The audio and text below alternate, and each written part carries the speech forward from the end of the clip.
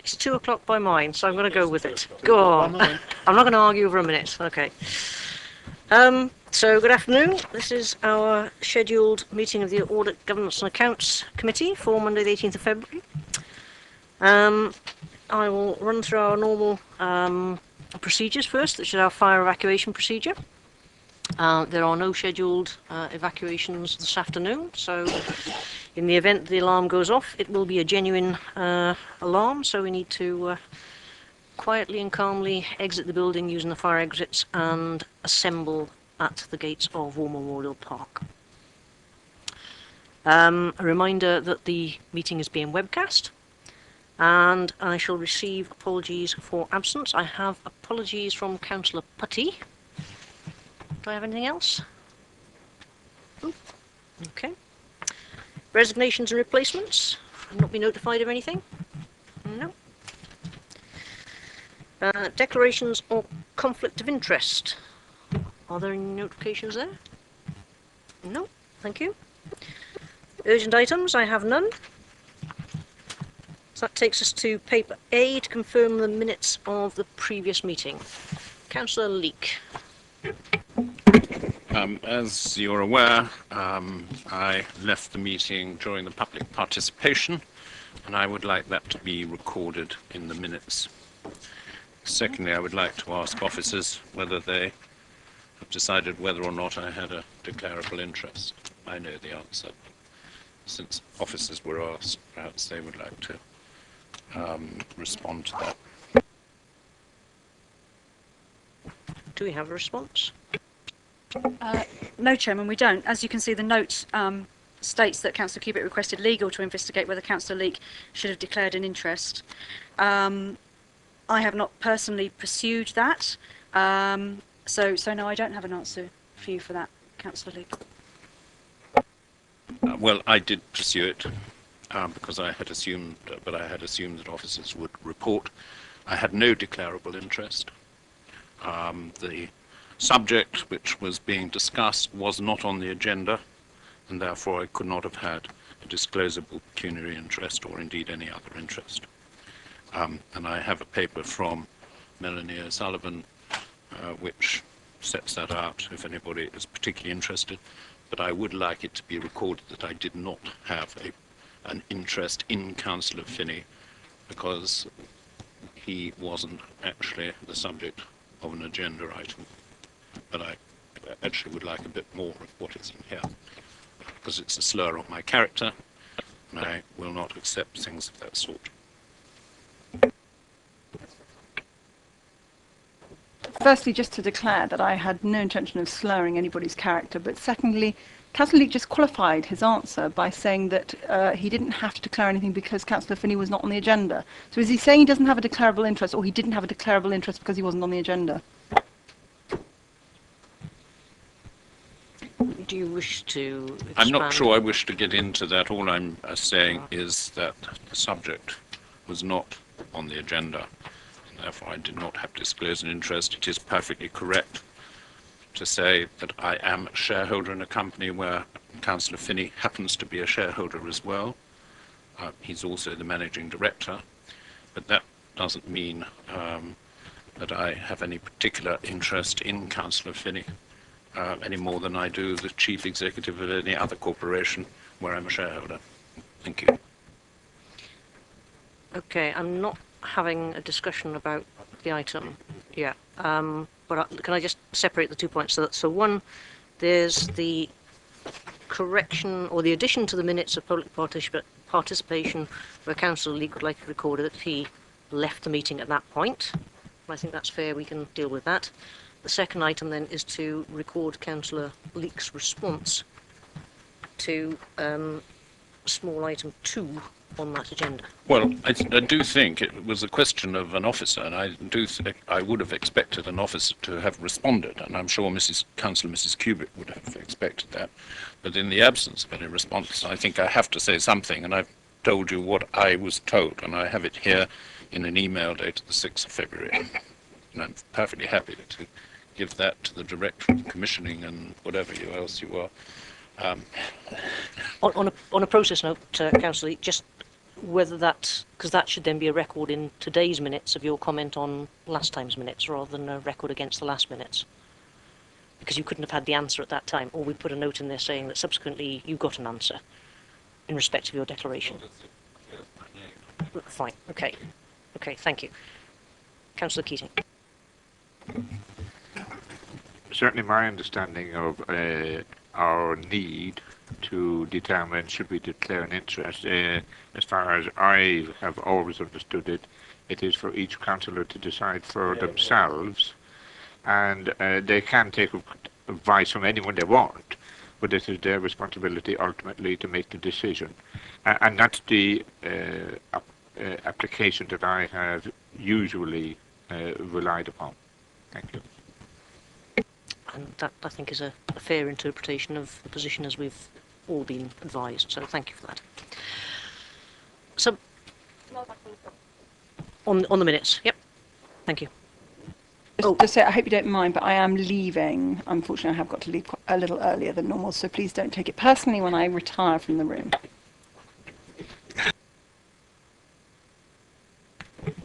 Thank you.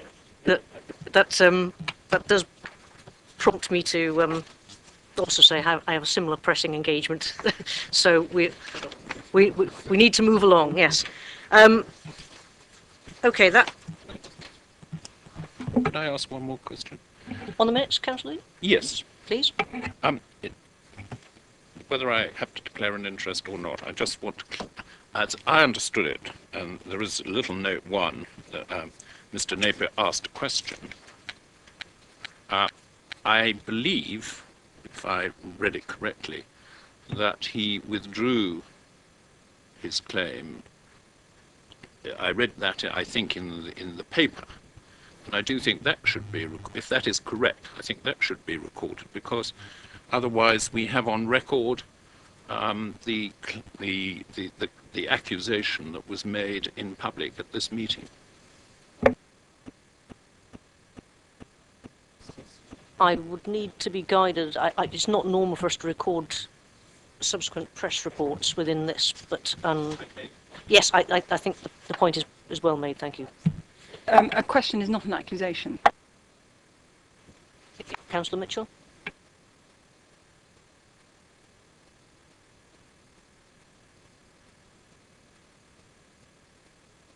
Your mic, Horace. My recollection is that the member of the public who spoke to us at that meeting actually urged the committee to investigate.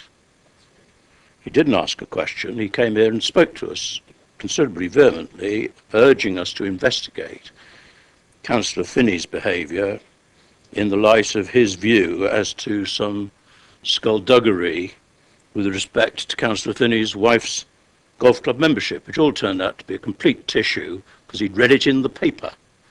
And he came to tell us about something he'd read in the paper. You know, to have it simply he asked a question regarding the date, the answer is he urged the committee to investigate, or the council, I think he urged to investigate. And it turned out that what he was urging us to investigate was absolutely not true. And irrelevant, and I think it should be recorded in Councillor Finney's interest that that was the case. Right, I will take it upon myself to look again at the notes 1 and 2 on the minutes, and yeah, revise those accordingly, and then send the minutes back out for conclusion. Yeah.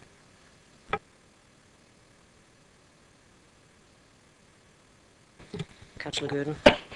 The salient feature here, surely, though, is that despite many requests for, and apparently successful requests to get minute taking improved, we are still experiencing significant problems. So, depersonalising it, can we get some action to get better minutes, please? Starting now. I think we will. I think your sentiments are well known and well placed, and I think when we get to the item on the agenda looking at the outcomes from the Audit Governance Account report, one of those items is looking at the minutes, and we'll be able to provide an update then. So just hold fire till later this meeting. We can update you on progress, but the point is well noted.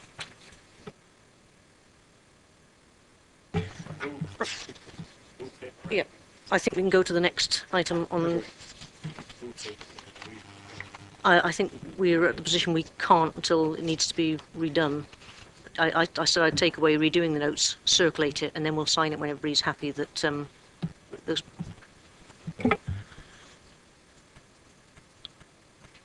I believe that things should be done properly and in the correct order. If the minutes are not acceptable, then they'll have to come back to the next meeting with proposed amendments. That's how it should happen. And it cannot be done behind closed doors in any shape or form. So I'm just simply suggesting if the minutes are not acceptable as they are, then we have to come back to the next meeting to deal with them first. Thank you. That was what I was suggesting. Okay. I would circulate the wording Okay, thank you. between now and the next meeting, and then we would bring the minutes back to the next meeting. So apologies if that wasn't clear. Okay. Yes. In connection with that, I mean, it's partly in connection with what Councillor Keating's just said and partly in connection with the next paper, which is that these minutes have already been to Council. But I doubt that the revised ones, if we have any revised ones, will go to Council. And that seems an anomaly to me, and therefore that's something we should be looking at under paper D. Thank you.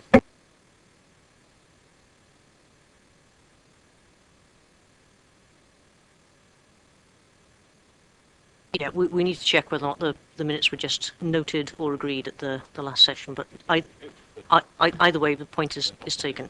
Okay. Right, members. I'm going to move on to item 8, which is member and public participation. And I understand we have Mr. Heath to come and speak to us on papers 12 and 13. So, Mr. Heath, if you'd like to come forward, we're interested to hear what you've got to say. It's the large button on the console in front of you. Okay. Thanks, Chair, and thanks for the opportunity to talk to you today. Yeah, I just wanted to cover 2 items on the agenda, the alternative investment strategy and the treasury management strategy. I'll try and keep that down to 2 minutes, as I've asked, if I possibly can. But perhaps where I wanted to start, to say, yes, these 2 papers are an excellent start, but they are just that. They are a start. I've got to commend the fact that the review is actually taking place at all. It's been some time before we've had any other previous review. And I'm pleased that £25 million worth of our long-term assets are going to be invested in investor growth schemes. I'm also very pleased, actually, the review has finally accepted that holding £65 million worth of government gilts is not acceptable. Although I think I sat before other committees in this council over a year and a half ago to say exactly the same thing. So it's excellent news that also we found an additional £5.8 million, or back of the sofa, I suppose, in terms of, this is item paragraph 8.2 of the investment strategy for those who want to pick up on that. And it's excellent, actually, that I think one of the concluding paragraphs is that there is going to be a fundamental review, a complete top-down review of the investment strategy in the portfolio. That's paragraph 9.1 of the Treasury Management paper. But as I say, these are just the start. I think the fundamental review has got to ask some fundamental questions. And the very first one is, why do we need £151 million in a bank account? Why do we need £237 million in property portfolio holdings? Why do we need £500 million potentially of land holdings at Manydown? Just why do we need 25 years of council taxpayers' money in a bank account? All we can seem to think we can do with that is lend that money to other councils, to other banks and to the government, so they can invest it for the benefit of their citizens and residents. Why do we think it's better that we lend money to other councils rather than invest it properly ourselves in the infrastructure for the people of Basingstoke? And another question I have, why is it that right hand of the council do not know what the left hand of the council is doing? The 5.8 million is to be congratulated. Finding £5.8 million down the back of the sofa 2 weeks after we've finished our budget is brilliant. Well, actually, it's £8 million if you do the calculations properly and do it on today's market numbers. And it's just crazy that, last week the council, or 2 weeks ago, the council votes to have swinging cuts in our budgets. 150 million in the highways budget, nearly £1 million worth of cuts in strategic, I don't know what they're called, strategic budget cuts. We have £151 million earning 2.14%. We have £25 million. I am going to have to hurry you along, I'm afraid. Well, it's okay. Thank I you. will. Awaiting the outcome of a strategic review.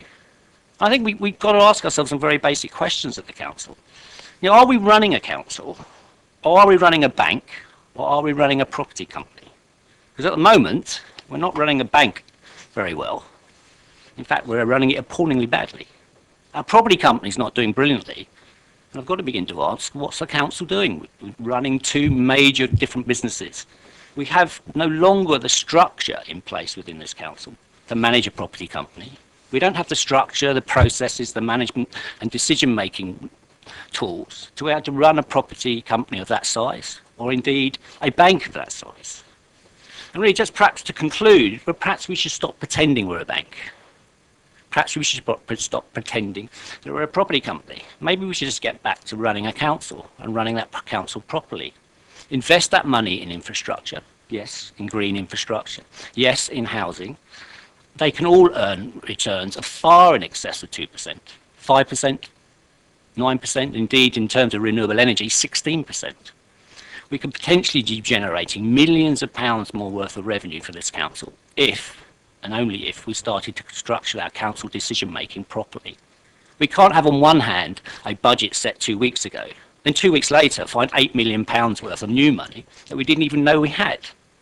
It's time, I think, that we moved on and got a proper process in place. And then finally, one last point. Thank you, yeah. I think we have really now got to make a decision. If we don't know what to do with that money, well, then let's give it back to the taxpayers. It is, after all, their money. Thank you very much. Thank you. I did use a little discretion to hear as much of your points Thanks, as I appreciate possible. that. So thank you for that. And you're welcome to sit and listen to the afternoon's proceedings if you wish. I would, however, draw attention. I am actually going to slightly rejig the order of the agenda, but you are welcome to sit with us and listen to our conversation. That's not normal practice, so I would rather we didn't. But you are welcome to see a member of the public afterwards. Yes. That's a little surprising because at the last meeting, the public participation gave rise to a lot of discussion. Yes, I appreciate. And it is not normal practice, members. But I will be guided if there's a particular burning issue you wish to speak about. However, it is not our normal constitutional practice. Councillor Keating. Certainly, in my recollection, it is not unusual. It may not be regular and permanent, but it's not unusual to allow questions of people who come along to make comments. Thank you. I am sensing, members, I'm always able to use discretion if I'm being asked to do so. However, I would like to put a time bound on it rather than have an afternoon given over to it. But if you have particular burning questions, could we have a quick show of who wishes to ask a question of the member of the public? Mr. Keating, and did you have a question, Mr. Mitchell? Councillor Mitchell? Then let's go with 2 questions and see where we go. If Mr. Heath is prepared to take the questions, thank you. Councillor Keating.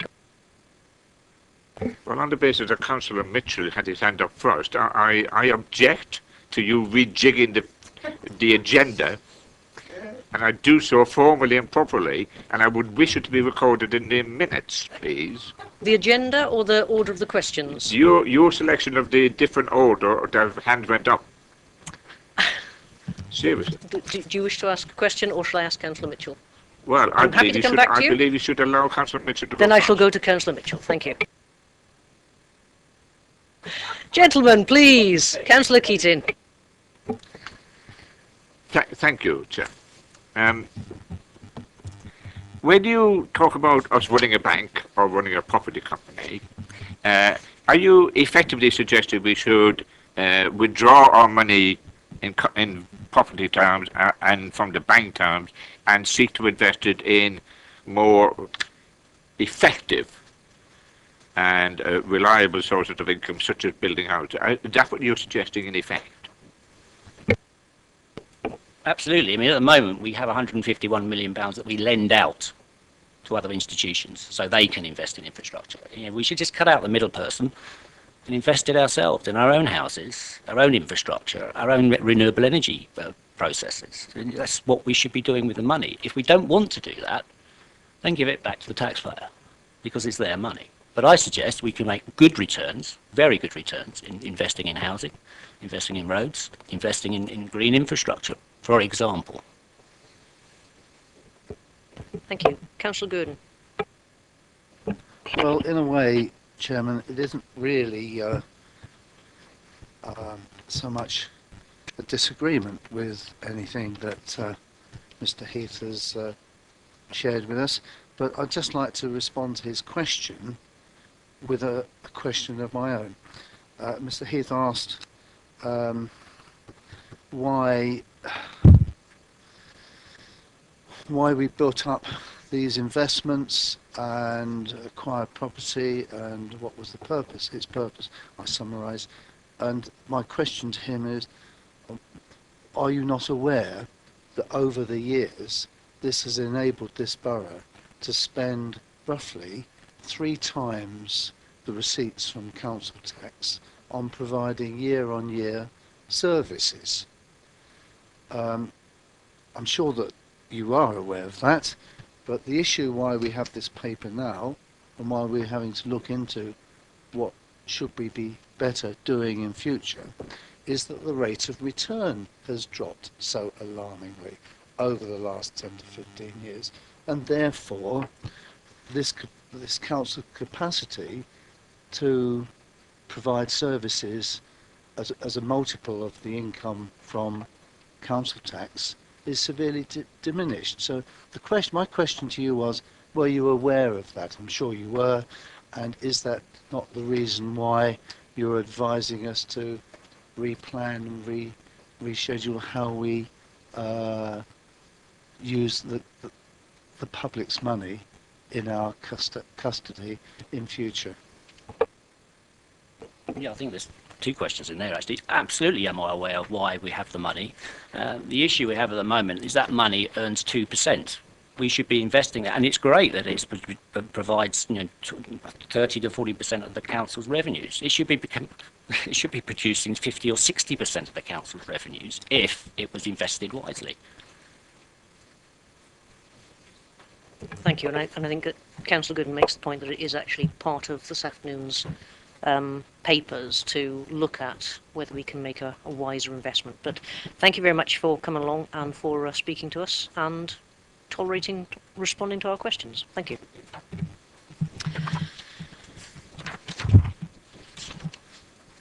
That takes us to item 9. Referrals from other committees of the council, we have none. Issues referred by the cabinet, we also have none. I'm also advised by the agenda that we have no referrals under the Use of Regulatory or Investigatory Powers Act 2000. Yes, Councillor Keating. Can I ask if that actually means that we have not used those powers at all? Thank you. I'm going to say that is the case. We questioned this previously. It says there have been no requests or authorisation granted. So we've not used it because we haven't been requested to use it, and we've not given any grants to use it because we haven't been requested to. Sorry. Please do. This is an item on the agenda. There is no corresponding paperwork. No. Excuse me, Chair. I'll talk to you, through you. There is no corresponding paperwork in the paperwork which says, under this item, there have been no, and it should be as a separate item in the paperwork so that it can be extracted later separately at any time. So your proposal is for this item, agenda item in future, which is a standing item agenda item for this committee, that there is a negative report, such a nil No, return report. a report. Yes, yeah, that's fine. A Yeah. report. It doesn't matter whether Irrespective, it's yeah. negative or positive. Yep. There is a report which will stand alone, not be reliant upon only having the agenda. Thank you. I think that's a fair comment. Yes, yep, fair comment. Yep. Thank you. We will ask that is the case. Excuse me, Chairman, forgive me. It's just I heard members saying something differently there. We have an item here which is, Councillor Gurdon, I think I heard you say it, referral to some other committees, comment none.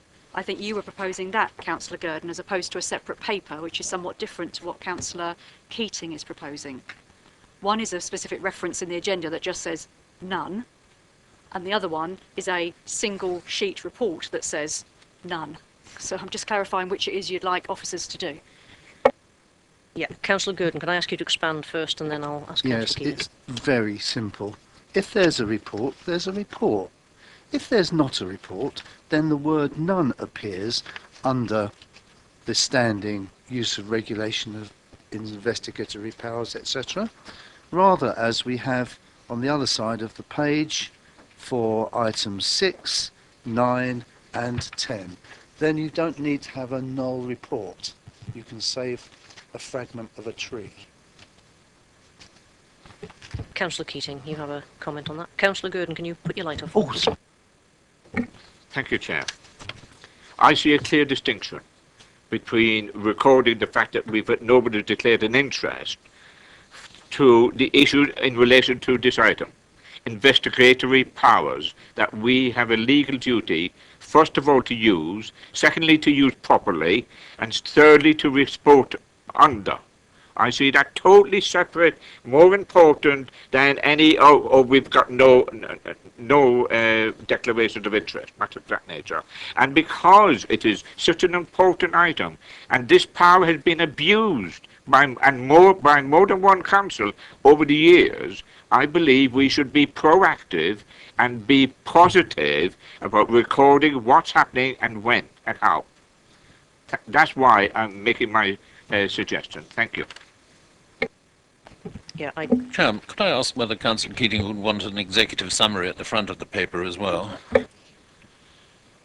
I think the point is, and I will come to you in a second, Councillor Mitchell. I think the point is made that there is a distinction between, in terms of the nil report or the report that we might make with that particular item because of its regulatory requirement, as opposed to the other items which suggest we are at the whim or wish of anybody else to refer something that we then look at. So I think that point is a distinction, but I think the general sentiment is that if we are to include something, it should be, simple, nothing more than a sheet of paper that then is able to be looked at separately from the minutes as a sort of record of any referrals should we encounter any. Councillor Mitchell, are you going to help us further? We are having some angels dancing on heads of pins here, I suspect. Well, it's just as well. I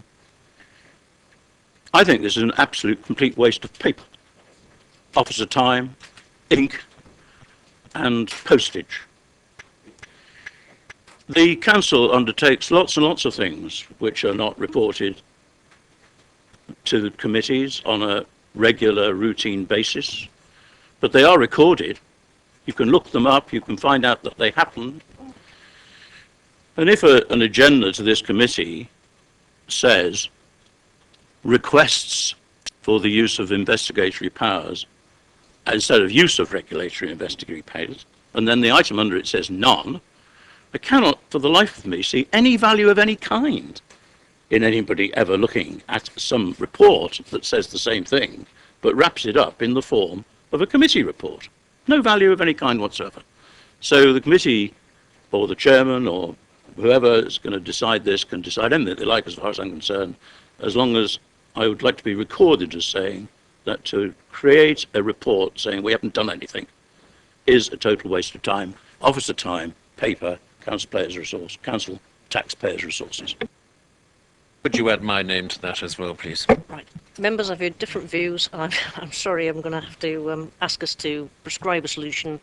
We have a proposal put forward by Councillor Keating that we have a separate report, and I hear from others of you that we don't need a separate report. So I'm going to ask you to show hands on it, please.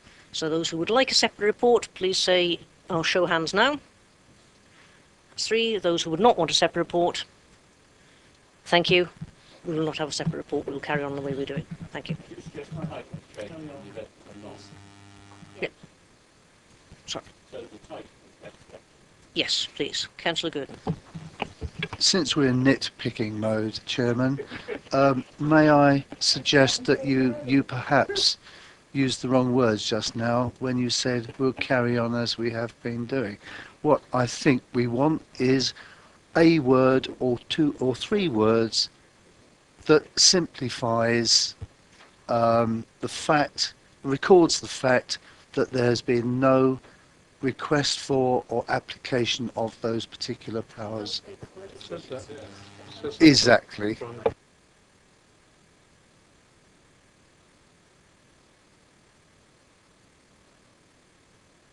Sorry, now I'm talking about it without... Thank you, Councillor Cubitt. So we'll simply separate the preamble from the final sentence, and we have a separate sentence in bold, if necessary, that says there have been no requests or authorisations granted for the following. That's the equivalent of none, but in bigger words because of the item and the significance. Thank you, members. I'm going to suggest, and I hesitate now because I'm going to suggest that we bring paper D forward to this point because that's generally a process matter. Yes, I shudder. The reason I want to bring this forward is, one, because it's something that I take to a personal interest in wanting to guide us through to conclusion. And as I have to leave early, I want to make sure that I can help with this matter. Secondly, I think because the purpose of this report is to formalise a very helpful informal meeting that we had between the last meeting and this one, in order to make progress on some matters that were clearly of importance to us all. So my proposal as we go to paper D, I will ask our lead officer to introduce it, but that's the purpose of bringing this forward, and hopefully we can dispense with it and formalise the matters that were referred within that. Mrs. Taylor. Thank you, Chair. Members, you'll be familiar with this subject, of course. Can I first turn you to the Appendix 1 on page 5 of 6 of this paper, which sets out the recommendations from the independent governance report, and you'll recognise those from the report undertaken by Ernst & Young. I've shortened and paraphrased those headings, members. That's the reason I draw it to your attention, to put into the action table, which you find at paragraph 4. And as Councillor Cherrett has already outlined, at an informal meeting, members helpfully guided me as to an outlined timetable for taking those matters forward, and clearly we need some democratic agreement to take those matters forward, as been discharged to you by full council, and that's the purpose of that agenda there. So looking for agreement or comment as you wish at that point, members. Similarly, the most important matter outlined at that meeting, to follow on from the resolution made of full council, was the procurement of a further set of legal advice, and all the signs were looking incredibly positive that I would have that in order to report that in public session by Arga today. Appointment of London Council took a little longer than we anticipated, but I would hope members of the working group would support that. I absolutely tried my hardest to make that happen in the most timely manner possible, and that independent advice was received in draft approximately 35 minutes ago. So I haven't had time to read, digest, etc., etc. So what would be useful, members, is that actually if we could agree the process of bringing that advice forward to a public meeting, bearing in mind the care we took with the previous advice, given that it may involve members of this council or members of staff mentioned within it. Thank you, Chair. Okay, so there's two items particularly that we need to deal with. Firstly, the table, which is at 4.1, which is the table of actions capturing the recommendations in the appendix. Can I ask members who were at the informal meeting, first of all, to clarify or validate that they're content with that record of actions and where they are being pursued? And then members who weren't at that session, please, if you have any questions or issues to resolve, I'd like to hear them now. Thank you. Councillor Parker? Thank you, Chair. Yes, I certainly would want to endorse the words by the lead officer and take the opportunity of thanking her for her due diligence and an effort on behalf of this committee. Thank you. Councillor Keating? Thank you, Chair. This particular 4.1, the table and the suggestions and who made them, certainly truncates and makes simple reference to the issues, which I think we can all relate to. And even though the full words of the report have not been replicated in here, I wholeheartedly support and endorse this particular way of putting it, without wishing to remove the background documents, which will of course support the items. I would like to ask one further question, if I may, which is not about 4.1, but it's about what our lead officer has referred to. As you know, certainly, and I should say here, when I was asked for my opinion at this little group meeting, I indicated that I would have preferred the legal advice which we were looking for to be done properly and accurately rather than just speedily. And as it turns out, it's been done, I hope it will have been done both speedily and accurately. But I would like to ask, bearing in mind the previous history of legal advice that this committee has had on this particular range of subjects, what do you think you need to do to make it available to certainly members of this committee, for example? Okay, taking the question. Bear with me a second. Before I ask Mr Taylor to answer that one, I just want to go back to the table. Is there any other questions on the table? Or are we happy? Because if I can just deal with that one first, then we'll come back to the legal bit in a second. Councillor Leake. The 1, 2, 3, 4, 6 one down could do with a heading, but that's, sorry to be so pedantic. No. Chairman, if I can just explain, forgive me, Councillor, technically it's under the same heading of improved minute taking. I could merge that cell, I'm sorry about that. There are two elements to that, which is improving the minute taking.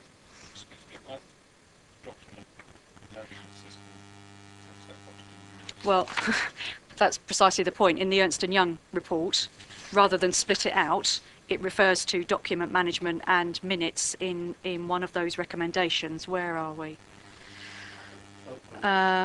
12 point...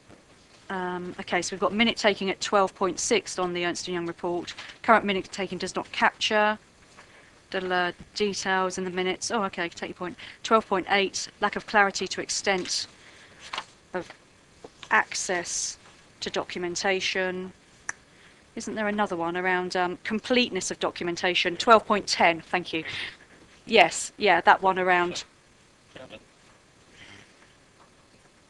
Sorry, you're late, Mrs Taylor. Oh, sorry. Sorry, I had assumed that this related to the concerns Councillor Mrs Cubitt had to finding documents. And I don't think that had anything to do with minute taking, to be quite honest. I do think it deserves a separate heading. Yeah, I think that probably does reference 12.10, and we can just give it another heading. Yes, thank you. Councillor Cubitt. Just to, firstly, I'd like to absolutely second what Councillor Parker said and to commend both the Chair and the lead officer in how you've managed a group of us who all represent different political parties and steered the ship through tricky waters. So I commend you on that. On the minute taking, as you know, that I personally have a passion about it. We haven't got a date on that. And I know you've started work, and I know that I've flagged up in that private meeting that I tried very hard with the current administration to change the minute taking. So I do see it as incredibly important, and I would quite like a date attached to it. Thanks. Well, no, that actually fits nicely with the final item on the table as well, which also doesn't have a date. And I think what if we're agreed that the table is representative of what we're trying to achieve, then I think we need to decide whether or not we're looking to bring an interim report back to the next ARGA in April and then a final completion of these activities by June, or is there another timeline we have in mind? Sorry, I was going to say, I see Councillor Mitchell a minute, and then I'll come back to you, Councillor Cubitt. Councillor Mitchell. Just picking up on something Sean said a minute ago. While I think it's great that we're pursuing this fully and quickly, can I take it as axiomatic that if there's any doubt as to whether the work has been absolutely fully done, it won't be compressed to fit the timetable? So in other words, our priority will be to get it right this time. And my other question is, do we, and it maybe I've missed something here, but do we envisage some process through which those members who have been most enthusiastic to pursue this it's confirmed that they have become happy that it has been pursued before it goes back fully to council, so we don't get the same thing all over again with that council. People aren't happy that it's been fully pursued and we go back into the loop again. I mean, we really must try to make sure we do have this fully pinned down. And there may be the odd individual who has some niggle somewhere, but generally, do we have some process in mind? Is that through this committee, where people could come and speak to the committee if they've got a problem with it? Or Yeah, I mean, I just want to understand exactly how we complete Yeah. the task. I think that refers to the second bit about primarily about the legal advice, and I will come to that in a second, because I think Mrs. Taylor will help us with a proposed process for both getting the information we're going to receive back from council in front of this committee, in front of the wider council, and how we then deal with that. So if you bear with me just a second, we will come back to that in a moment. Councillor Cubitt and then Councillor Gardner, who I forgot just now. On the minutes, going back to the minutes, because it was a supplementary more, it's just that, and I know everybody agrees, in this room how important it is, but I mean, so that we avoid full council issues of questions, of motions that were defeated, etc. It really demonstrates, and I think the more that the administration loses out overall majority, the less effective a function full council are going to be if we don't know how to do our minutes properly, and there isn't a fair and equitable way of minutes being recorded. And just on that note, I would like to commend this committee particularly produces much better minutes than planning and infrastructure. So whilst poor chair today had a lengthy debate about the minutes here, actually we're one of the better committees on our minutes.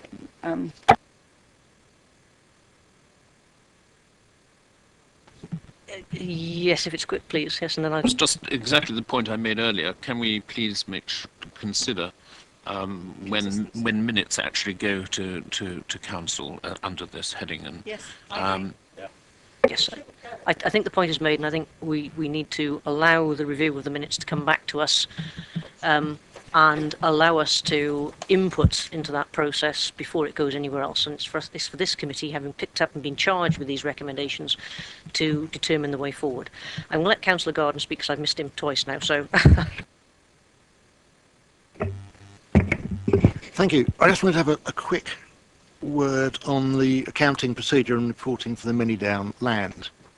Now, the accounting for the land is set down as part of generally accepted accounting practice. That we cannot change. The issue was how it is reported within the accounting statement. And I think leaving it till the June meeting is probably unnecessary. It should be quite possible for Kevin to come back in April and tell us an alternative way of reporting the many down land as it would have appeared last year.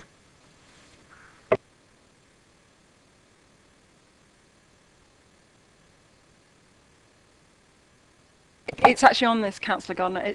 Whilst what you say, you would think if you were a resident in this council would be the case, the truth of the matter is that the valuation of the land ended up very peculiarly dropping to a very nominal rate. And that's why Pricewaterhouse, our auditors, were charged with, or charged us to go out and seek a third-party recommendation on what the correct valuation of that land should be, because we purchased it for 10 million, it went down to 1.6, then it went up. So whilst what you say to a layman would be the case, that I'm afraid the truth is another matter and another story, and which is why it's so important we get it right this time. And further, we don't even publish the figure any longer. I seem to recall that we asked for the breakdown, and I don't think we ever got it actually. Right. I think we're going to get some help in terms of a consolidated reporting in future, in terms of bringing all the different strands together. So, yeah. The valuation is reported separately in the statement of accounts. But what I was going to suggest, members, is I'm happy that we can bring something probably to the April meeting to have a discussion with members about how we consolidate the various sources of information that we have on many down that we already publish in different places at different times, and bring them together in a format that the committee would support, and then we can use that as a way that we bring all of that information together for the rest of the council. So I'm happy to bring a suggestion to committee if that's what you want in April for the discussion then. Okay, Councillor Mitchell, you had an issue. Yes, this is more by way of a sort of note for officers in looking at this minute taking. Again, the question of minutes going to council, I agree, I think, with the implication that was being mooted that the minutes of committee meetings shouldn't go to council until the committee concerned has reviewed them and approved them, so that they're signed minutes. That's fine, as long as we have a mechanism for separating out and reporting separately from the minutes recommendations to council, because often a committee will make a recommendation to council which it wants dealt with expeditiously, and therefore that should not have to wait for the minutes of that meeting. If there's any doubt about the decision and its wording, that could be sorted out by circulating. The minutes are circulated to members anyway before they go to council. But it is important that we don't delay recommendations which may have been put through urgently by members in committee. Thank you, Councillor Mitchell. As this is yours, Mrs. Taylor, do you want to acknowledge? Yes, thank you, members. Shall I perhaps make a suggestion here, which is that on that item, which now stands as improved minute taking, which is down to me, and I had said no report required, because members, as you know, I've sent out 2 emails to the whole group of us down to say any views on what the minute should say, and I've had approximately 7 or 8 responses to that, and I need to find a way to balance the general wish in those responses to give a more fulsome report, something that details the debate for someone that wasn't in the room, against the need to create a democratic record that is here forever without having to look at the webcast, versus the fact it's not a transcript, it's not, it's the comments of the committee. And I say in that report to bit, when I say no report, summarise new approach for all members and implement. How about we do some work on that and we get that kind of like set of guidance notes so you'll know what to expect from the minutes, and bring that back to April ARGA. Because I can say, members, I know that, for instance, the minutes do all go to council. They're the minutes of this committee. We're not going to debate them at council. It was immediately referred back to this committee. You might decide that you don't want minutes to go to committee anymore. To council anymore. They needn't. What's emerged, though, is that as I look at minutes, I also need to look at report formats and agenda formats, because that was clearly a muddle that we've generated as well. So let me bring back a proposal for April that this committee can then sanity check as guardians of this recommendation, and we'll take it forward. Is that okay? I think that makes sense. Councillor Keating first. Sorry. Thank you, Chair. First of all, I haven't responded to your prompt. And I'm usually one of the ones that have got some issues about minutes. But the reason I didn't was I assumed we were looking to endorse this today before we move forward. So that's one of the reasons I didn't. And maybe others might be of a similar nature, I don't know. But I think we're beginning to get disparate issues being raised during this debate. We started with me asking the director what she might need to do in relation to the legal advice. I then assumed we would perhaps deal with that, and then I would deal with the general issues separately. Can I suggest we do that first, please?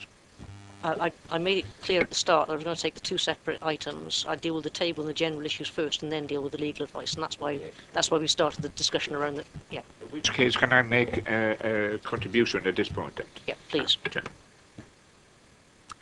The table essentially constitutes the mechanism by which we deal with the recommendations from the Ernst & Young report.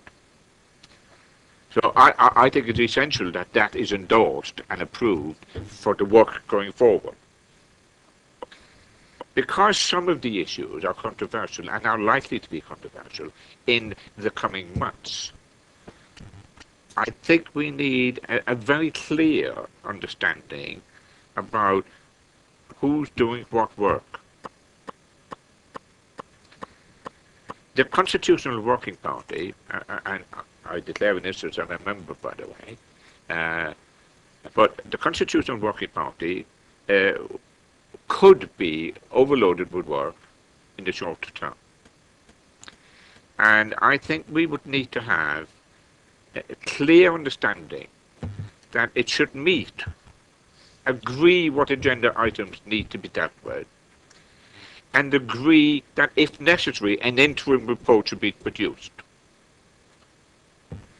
And at part of that process, prioritize the range of subject matter and how to deal with it. I think there does need, for ARGA purposes and to ensure continuity of the Ernst & Young report and its recommendations, there does need to be a report to this item, to this committee, of that which we are endorsing, even if, for example, member and officer protocols and communications, no report required. I think a short contribution in report form may actually be constructive for us to be able to demonstrate we've taken the Ernst & Young recommendations and we have actioned them in a constructive way in this format, in this form. It's essential, I think, that we recognize that some of the work will be done earlier than others. And it's also essential that we recognize that the whole of the work needs to be done. So we have a timetable and we have interim reports if necessary. And on that basis, I think we could conclude our work constructively in a form which meets what Horace was suggesting earlier, which is that we do conclude the work within ARGA or its subsidiary type of committees, and do it in a form whereby when we go to full council, that there is very unlikely to be dispute.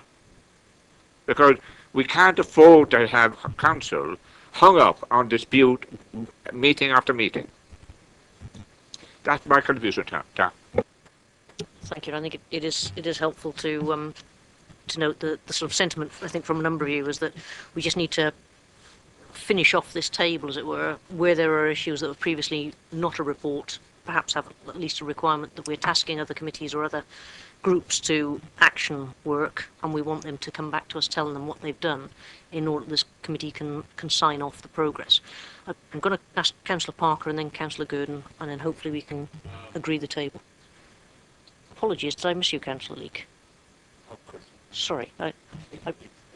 Yeah, thank you, Councillor Parker. Councillor Leake, if you'd like to take now.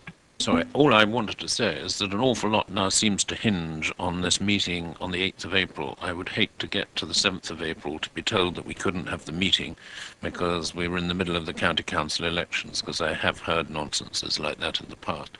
So we do need to know that that meeting can take place. And Yes, I believe the period starts the week after. The due period for the election starts after that. So 8th of April is there, and I don't think we'll deal with everything at April. We have April and June meetings. Okay. Councillor Parker. Thank you, Chair.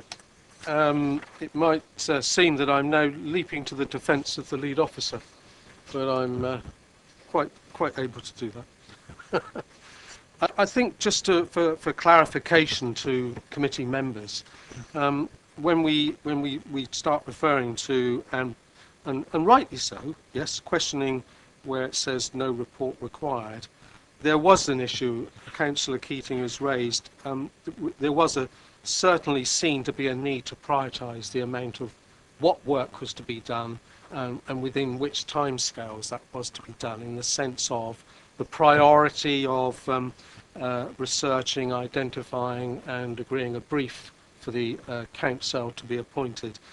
Issues like the minutes, I think I would like to say that the lead officer put through a very easy, understandable email that basically said this was probably what we would require of minutes, and I couldn't see any disagreement with that. And I rather think, as part of the panel, the thinking was we didn't want, as a group of councillors, to start taking on the duties of officers in putting forward the suggested recommendations. Now, if recommendations are a report, then we'll have a report. But I certainly was very clear on my thinking that on some of the issues, officer and member protocols of communication, again, should be, I think, and was rightly going to be led by officers, with, yes, communicating back what the suggestions were and the changes that might be put in place. So I think where maybe they perhaps would see this as a question mark over no report required, I think it came about, we were formed quickly with a very urgent need to progress one of the items in a reasonable time, particularly with this meeting in mind. And so I think let's not, as a committee now, I think, start to want to write the handbook, was the best way I could describe it. I certainly don't want to be doing it. Yes, thank you, Councillor Parker. I think what's forming in my mind and may or may not help, but I'm going to try it anyway, is that all of these items that are agreed actions need to have some form of update. I'm less concerned about whether it's a formal report or whatever, but this committee has the responsibility for making sure that these things are taken forward, and therefore when the actions are taken on by someone else outside of this committee, we need to at least understand that they are being taken forward and the timeline in which they're happening. So I think if we ask our officer team to ensure that happens and that they bring back updates in this table, so basically expand the table and use it as a mini project plan of when we expect things to happen, and be assured that things are actually happening, and then get to the point at the end where we know they have happened, then that will probably help us as best we can. And of course there are other items within here which are more directly relevant to the work of this committee, and those are the ones where we're more likely to wish to report. Okay. Councillor Gurdon, are you going to help us forward? Thank you. I hope we're not going to go too much round in circles on this. I do support Sean's clear statement about the need for reports where reports are required, but I also take Stuart's case. What we don't want are a series of bureaucratic instruments that take a long time to produce, slow everything down, take even longer to decode, and are controversial in implementation. You know, we want simple prose, minimal prose, plain English that makes sense. So when we put down report required, you know, we don't want, I'm just saying, we don't want that bureaucratic stuff. We want, it could just be a paragraph, a simple paragraph. But in terms of achieving, it's not about writing a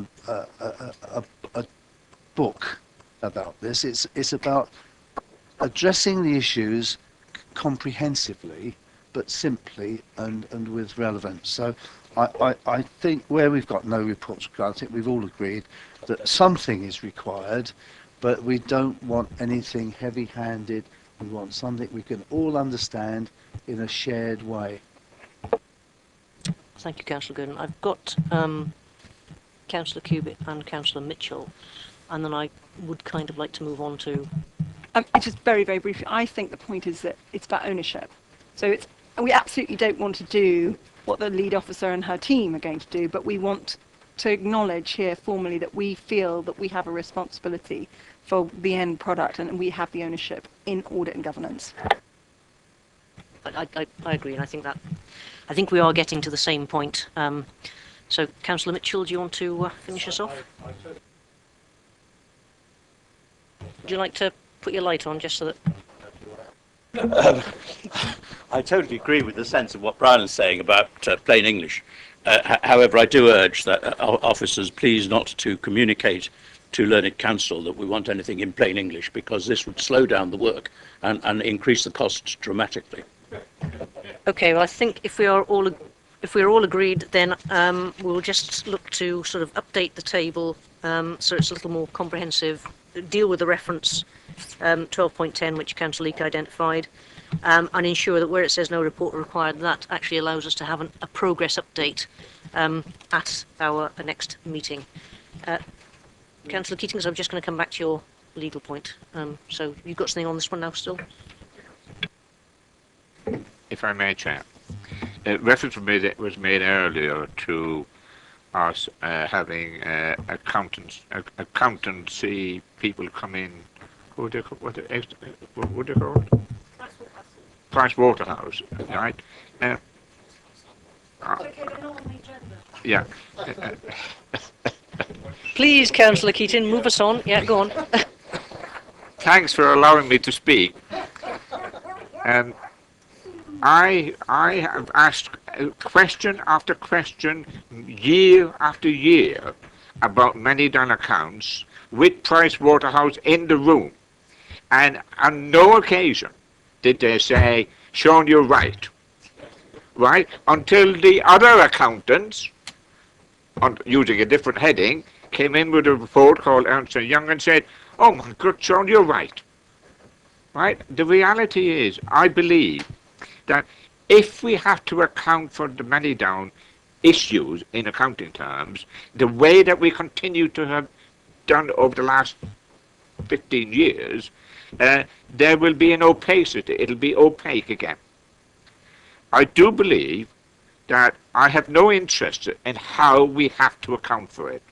But I do believe I have a right as a member of this committee and a member of the council to be able to look at a document and say, this is what's happened, these are the values, and this is what's changed from last year.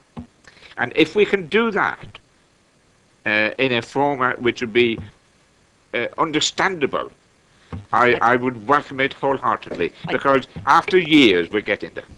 I think you have our lead finance officer's commitment to bring something forward that we can look at the next meeting and determine whether or not that gives us the transparency. So if we're content with the table and the main actions of Appendix 1, that brings me to the second part of this short paper, which was really to deal with the process around how we get, in fact, responding to Councillor Keating's question, what do we need to do to get the legal advice ready? And I'll preface this with, as already Mrs. Taylor has alluded to, the work we set for council was expected to have a 10-day process. He's only in the middle of that 10-day process because it took a little bit longer than we expected to commission him, but I take on board everybody's views that it's about getting it right, not getting it rushed. Nonetheless, we are at a point where it would be helpful to understand, as we can't deal with the matter today, how we're going to deal with it between now and April. So, Mrs. Taylor, have you got a suggestion for us? Thank you, Chair. Members, we have been here before, of course, and a question that you asked just a few moments ago was that, what could there possibly be that we would need to redact? Now, there was that question on the on the floor. I'm quite clear, members, that you are the client for this piece of work. But you know the questions that we've asked of the barrister, and there may or may not be reference to particular members of the council and particular members of staff. And I have two interests in supporting you with this piece of legal advice.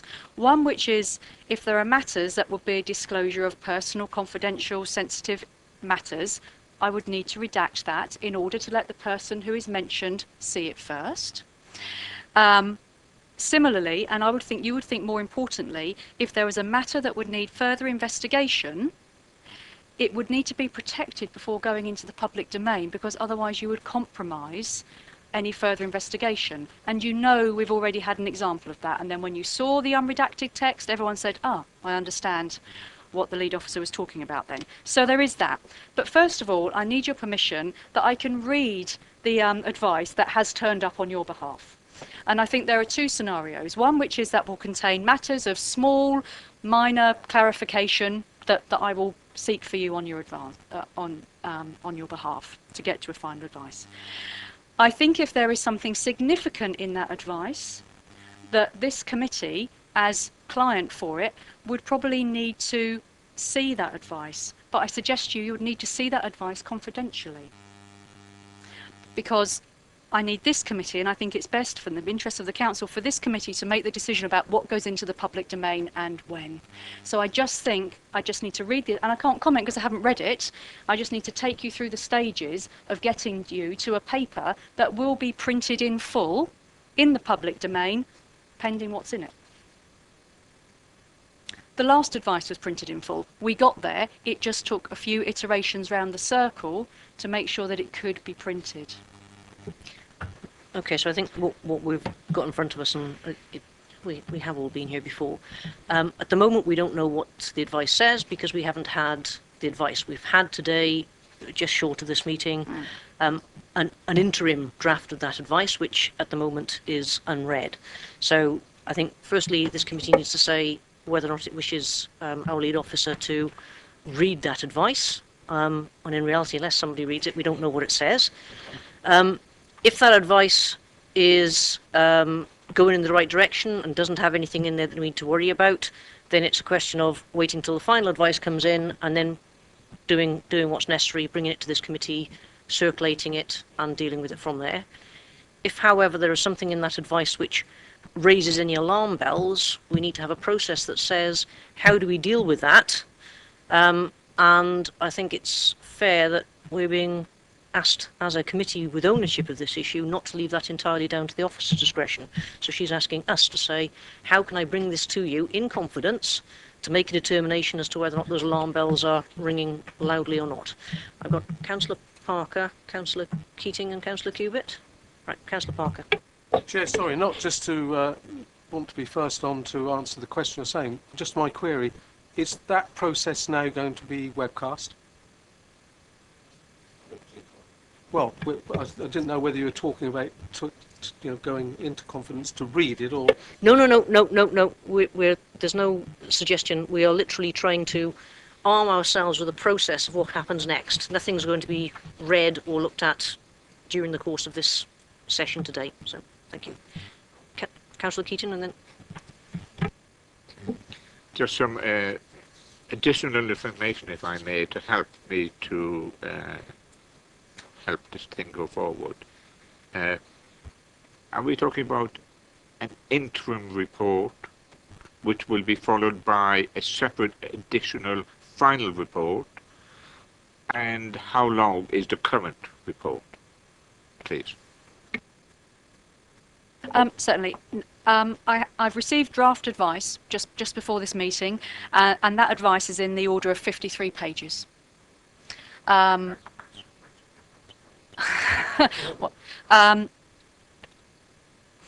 well, depending on what's in it, will depend on whether questions remain unanswered. As a member of the small group, what Councillor Keating's referred to is that I would take a sounding of that draft advice, and if there was a particular part of the instruction that was left unanswered and councillor was saying I need another 25 documents to answer that, I would take a sounding from that small group as to whether you wish to progress with that. So I can't answer that yet because I haven't looked at it, but I need to do that sounding for you. If it was that, what I'm suggesting now is that now we are so, we've just had a meeting today, that I could share that opinion with all of this committee, that in my humble view, the advice is sound and can progress to distribution to ultimately all 60 members, or that there are matters in it that need finalisation, there are matters in it that need further explanation for these reasons and potentially this cost, or there are matters in it that we need to look at carefully, members, before you progress to print in white paper.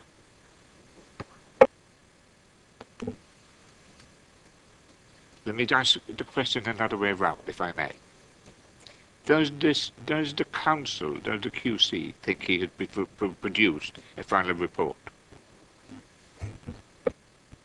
No, as members know, normal form is that I'm in receipt of draft advice, which the client usually checks, and we explore whether anything else needs answering. Councillor Cupid. So the question is, does the draft advice get circulated to the small working group? Does it remain with the lead officer? These are the options. So does it remain with the lead officer, or does it go to the working group, or, as a third option, does it come to the entire committee in confidentiality, or fifth option, goes to group leaders? But intellectually, that's what I see as being the 5 options on the table. Yeah. Okay. So the first bit is, do we agree that the lead officer can read it? And I know. Yeah. Okay. Thank you. Okay. So that's that one out the way. Yeah. Well. Yeah. But we do need to sort that out because we had issues last time. So okay. So we've agreed that our lead officer can read it. It's then a question of having read it. Yes. And that in part depends on what's in it. Yeah. I think in relation to the fifth option, I know the group leaders were involved last time. I think they've made it quite clear that they, full council has discharged this committee with dealing with it, so they want us to take the view in terms of taking it further. So I think that rules that one out. So I think that does leave us then with the options of whether it's a subgroup of this committee or whether it's the full committee. Or yeah, I'm going to say I don't. Some don't care, some want to go to the full committee, so Councillor Parker, I saw your hand up, and then Councillor Gurdon. Well, I think the lead officer will very quickly be able to take a view in terms of what might be a requirement, whether the consideration is can any further deliberation, discussion over what might be required, if there is any, whether that would be adequately dealt with by the panel from this committee, or the panel in meeting can then themselves decide whether they feel that they're able to carry out that duty without coming to this committee in total. My concern is one of timing. The moment you start talking about making presentation to this committee, you're into a committee cycle. Rather than being able to, as we had, I know the first part of work was not in the same realm as the report, but we were able to meet, or at least to communicate quite speedily. And I would suggest there is a need for this matter to continue in some means of being dealt with expediently rather than just drag on into a committee cycle. Councillor Gurdon and then Councillor Keating. I agree. I think the The big difference is that if the lead officer then has to consult with the whole committee, that will take much longer than the lead officer has to consult with a subset from within this committee. And I would respectfully suggest that recent experience would likely satisfy this whole committee that the ability of the subset to handle that on our behalf is given and good. So I'd go for a subset. Thank you, in the Councillor interest of Gordon. speed. Councillor Keating. Thank you, Chair. I too agree that we should initially use the subgroup to move this forward with the director. But I would reserve the position about anything other than I believe that the subgroup must recognise that the full work has to come here. Thank you. Absolutely agree. Councillor Leake.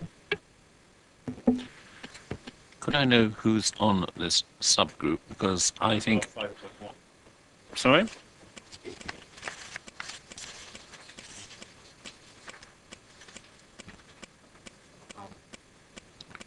Ah, sorry. They're all troubled links. No, thank you very much for drawing it to my attention. Chairman, have you... He wasn't on the webcast, so I'm letting him get away with that. I'll speak to him outside. Right, thank you. Are we agreed then that we have a process for going forward, and as soon as we know what the report says, we'll be able to do something about it. But our aim is, as I said at the start, to deal with this properly rather than quickly. Okay. Yes, Councillor Cubitt, please do. It is assumed that the copy we receive is unexplicated, unedited from the version that the lead officer has received today. I gotta say, it depends what it says. Yes. I think what is likely is that if there are things in there that cause concern, then the lead officer will reflect to the subgroup that there are matters that cause concern without necessarily saying, well, will give us a view of what those matters are without necessarily giving us the text. Yeah. Members, I absolutely understand your wish to have a full, unexpedited version of the report, and that is and whichever one it is my mission to get that to you.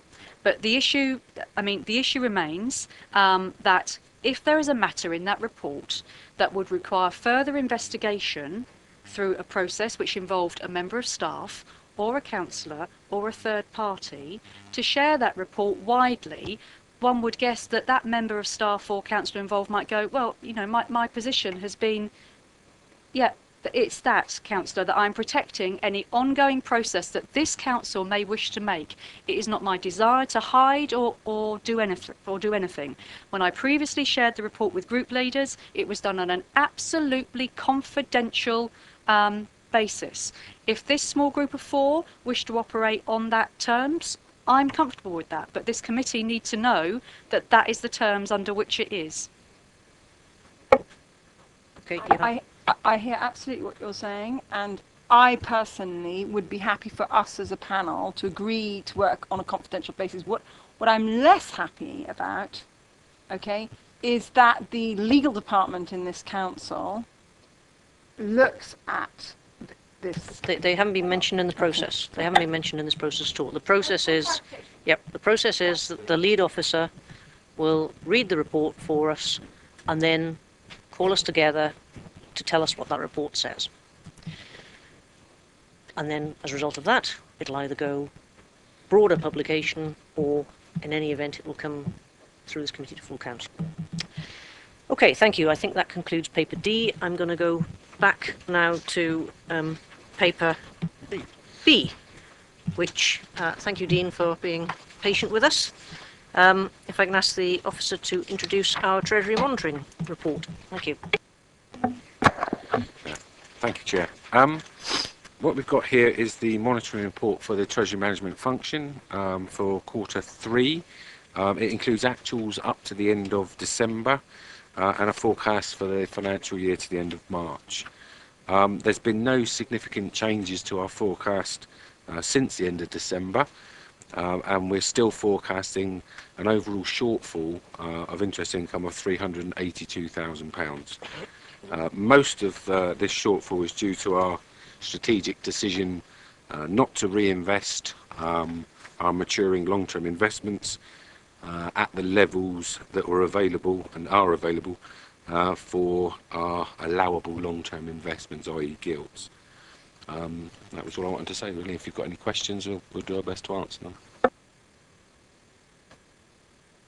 Sorry, questions, Councillor Leek, then Councillor Parker. Just clarification. In this is on your sort of executive summary,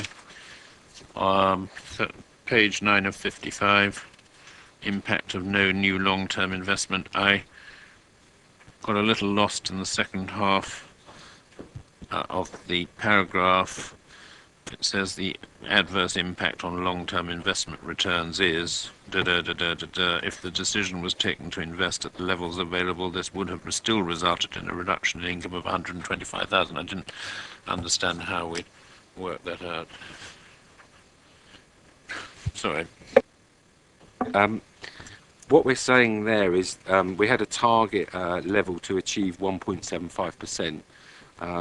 If we had have gone ahead and reinvested, we wouldn't have hit the 1.75% target. So we would have been short. We would have had a shortfall of 125,000 anyway. Even if we'd have said, right, we're going to carry on with our strategy of reinvesting in gilts. That's what that's saying. That's saying that you wouldn't get 1.75. You'd actually get maybe 1.5, maybe less than that. And we worked out that we would have been 125,000 short had we have rolled over our gilt investments when they came back. If we'd have just put them straight back out again for say 4 or 5 years, that's the sort of shortfall that we would have had anyway. So it's lacking the words "if we had reinvested at the same rate." Councillor Parker? Quirkily, it's on the same thing. My first question, which is then 3 of 20, 9 of 55. Dean, trying to myself understand the figures then, because we've got percentages, we've got figures, we've got long term, we've got short term. So if you then apply the maths to the paragraph, is that saying that we effectively had a 319,000 reduction in income if you take out the positive return on short terms?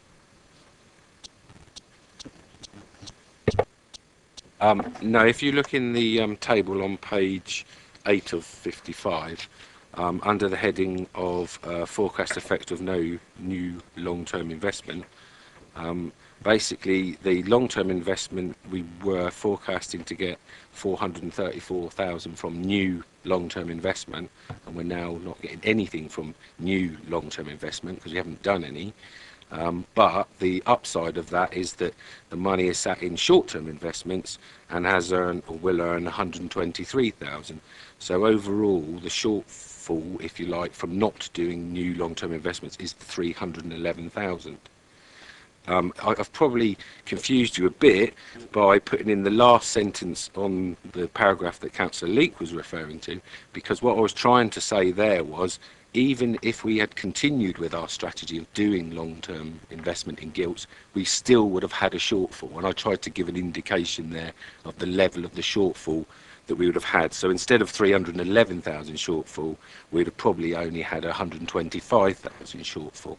So it was just giving an indication of what would have happened had we have continued with the strategy. Perhaps I shouldn't have put that in there because it seems to have confused things. I'm sorry. Smoke screen. Possibly. I'm sure not intended. Sorry. I have another question. If you wish to continue, right? yep.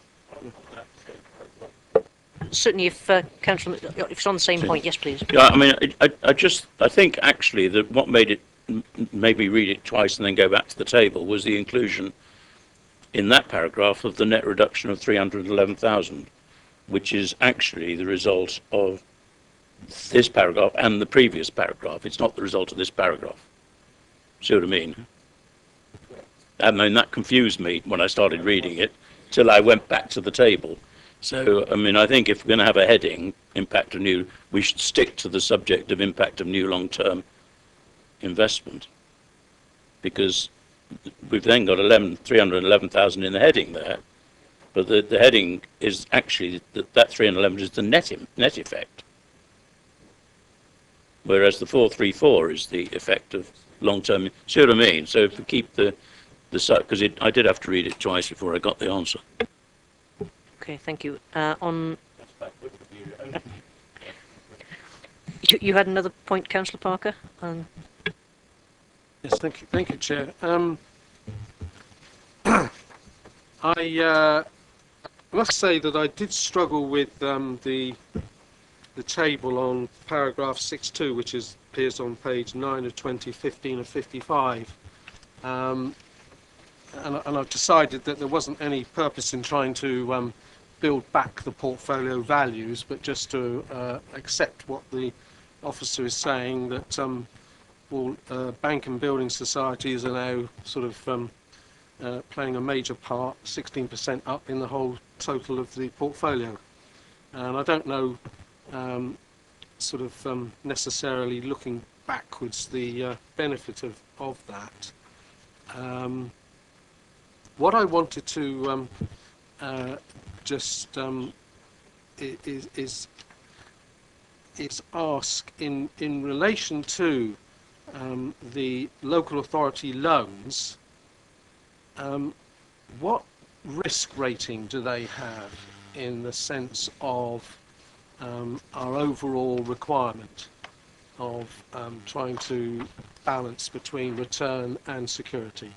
Because that's it seems to me to be, possibly with past experience of other local authorities and rash investments that they've made, are we looking at a strategy of moving out of that market altogether? In terms of the ratings, if you look on Appendix 2, which is on page 22 of 55, there's towards the bottom there's the local authority deposits, and you can see from that two of the local authorities that we invested with had credit ratings. Birmingham's was AA+, and Lancashire County Council's was AA1.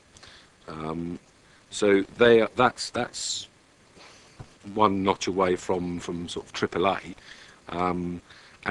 but there's four other authorities there that are not rated, and I know we've discussed this at the committee before in terms of ratings of local authorities, and my understanding is that there are a number of them that are rated, and those that are rated, the average rating is about a AA+. There's some that are slightly lower and some that are better,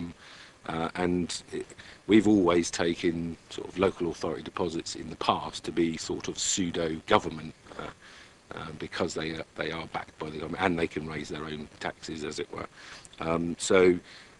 But having said that, we have in our strategy limited the use of the local authorities investments, because we have a sort of group limit in terms of how much we're prepared to invest, and we don't really have any plans to increase the exposure to local authority investment. Okay, come back on that point, is it? Okay.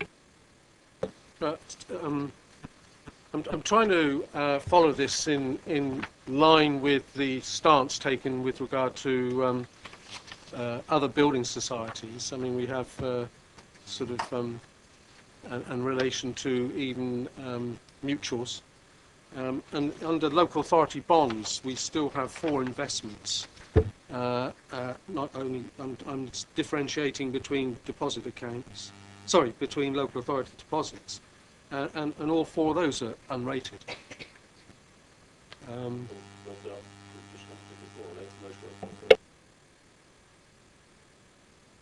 No, but my understanding was that the idea was that our general philosophy was to be looking to invest at rating of AA plus or something, a minimum of.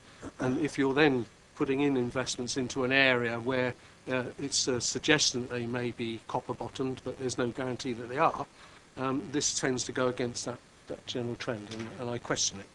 That's the question I have, and I can enter into debate later. But I have another question, Chair. Thank you. Okay, thank you. Dean, do you want to take that one?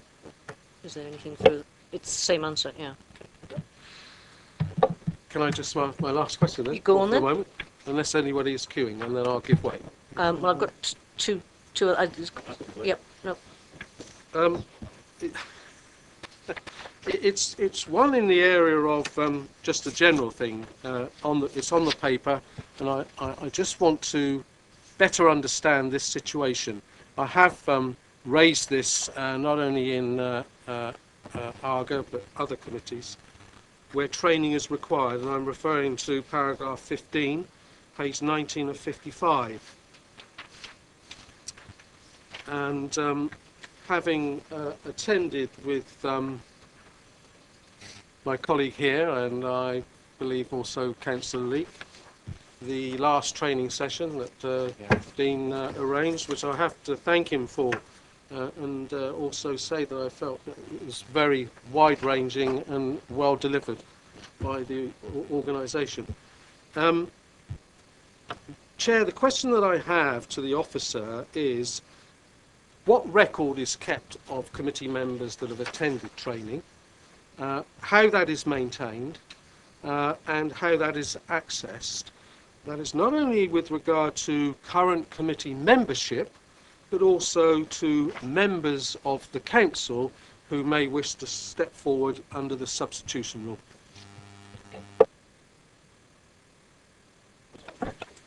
Yeah, this was a matter that was raised probably about a year ago now, and since then we have actually been recording the councillors that attend the meetings, and I pass those on to the committee section, on to Julia, and she's supposed to be keeping a record of who's attended which particular sessions. So we should be able to get you a list of who has attended which particular sessions if you want to know what that is. What I'd particularly be interested to know is how this works, where if at a committee meeting, Chair, there is somebody who is being put forward to substitute for a committee member, how do members at the time of the committee challenge whether they are actually trained or whether they're not trained? The idea, therefore, that I'm putting forward is it's possibly necessary not just for the committee services officers to know, but it's important possibly certainly for the chair to know. So there could be a potential challenge. I think that's something we need to consider, because at the moment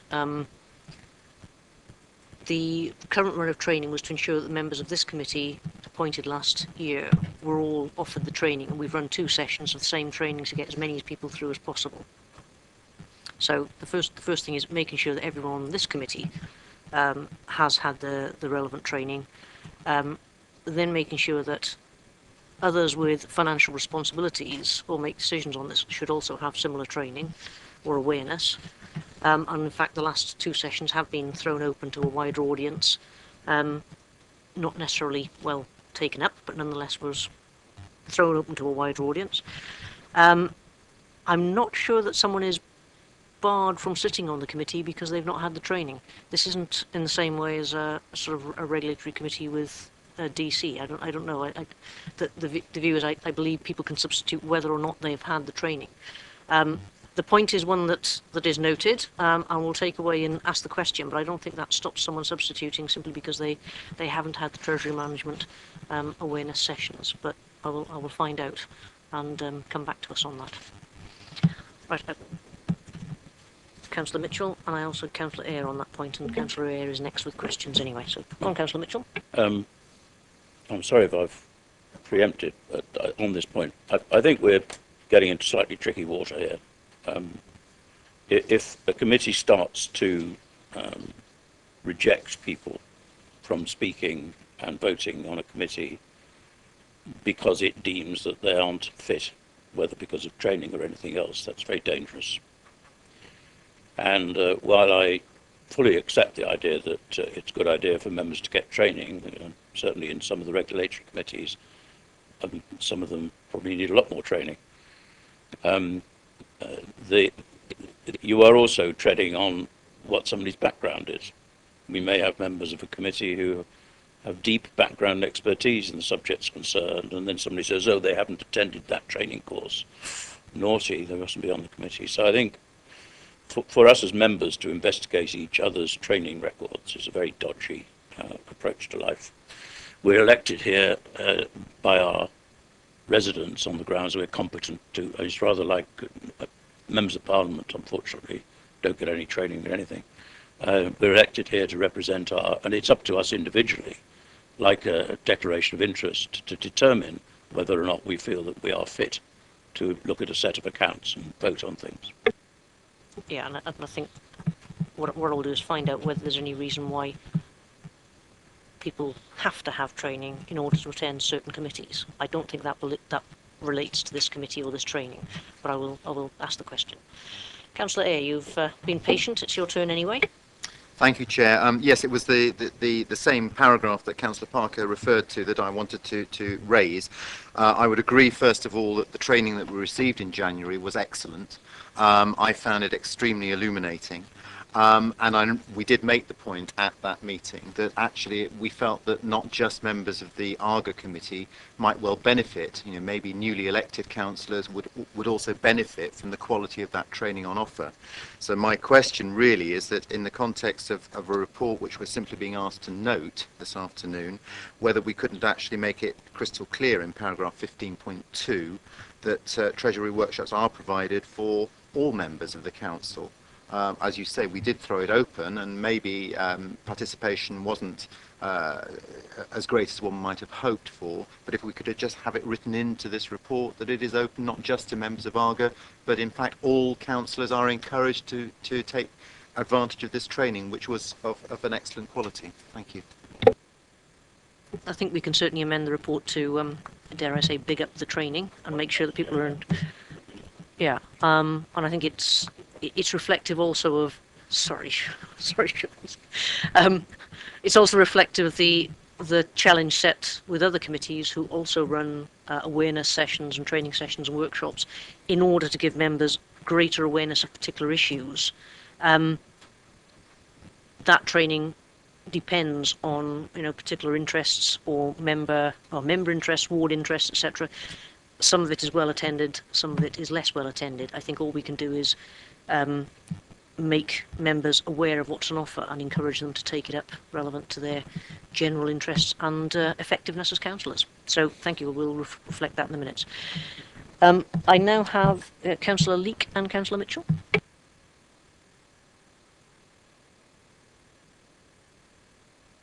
Thank you. Can I just ask a question? Paragraph 5.5 on 15 of 55, no long-term fixed loans or bonds have matured. What do we call long-term? 5.5.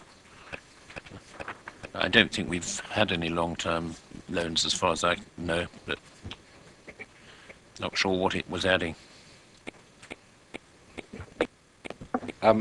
By long term, we mean beyond 365 days. So that will be anything that was originally beyond 365 days as an investment. So we're basically saying nothing has matured. It's a sort of negative report, if you like. In terms, so far this year, we've not had any of our investments come back, or up to the end of December, we haven't had any. We have had some since. Some of them came back in January. Yes, I mean, sorry, but I've never thought of 366 days as long term. It's a matter of age. And when you get old, you'll think it's very, very long. Yeah, I think there's a clarification on that. Unfortunately, that's a statutory definition of a long-term investment. Under our accounts is anything beyond a year. It's classed as a long-term investment. That probably tells us a lot about the way we do the rules. Tells you something about short-termism, Yes, doesn't it? yeah. Actually?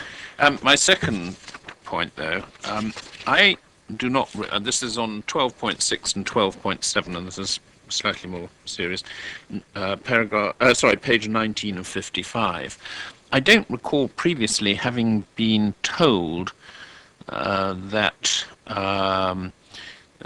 Arling Close had advised that financial institutions, let me read it, that there had been some considerable improvement in risk indicators for financial institutions and that maturity limits could be prudently extended. I don't recall having been told this before, and I am a little surprised that one would want to place money for 6 months with some of the banks mentioned. I won't name them, but with the sort of penalties that they seem to be incurring in America for their sins of the past, I don't sort of share that enthusiasm for banks actually at this stage, and certainly foreign banks. I know Santander UK is protected, and indeed I see in my paper today it's going to be floated. But are we really happy with 12 months deposits with some of these organisations, and what was the basis of the advice? And does it really reflect the sort of penalties and that are being imposed, and indeed the Governor of the Bank of England, I think, saying that they probably need to recapitalise?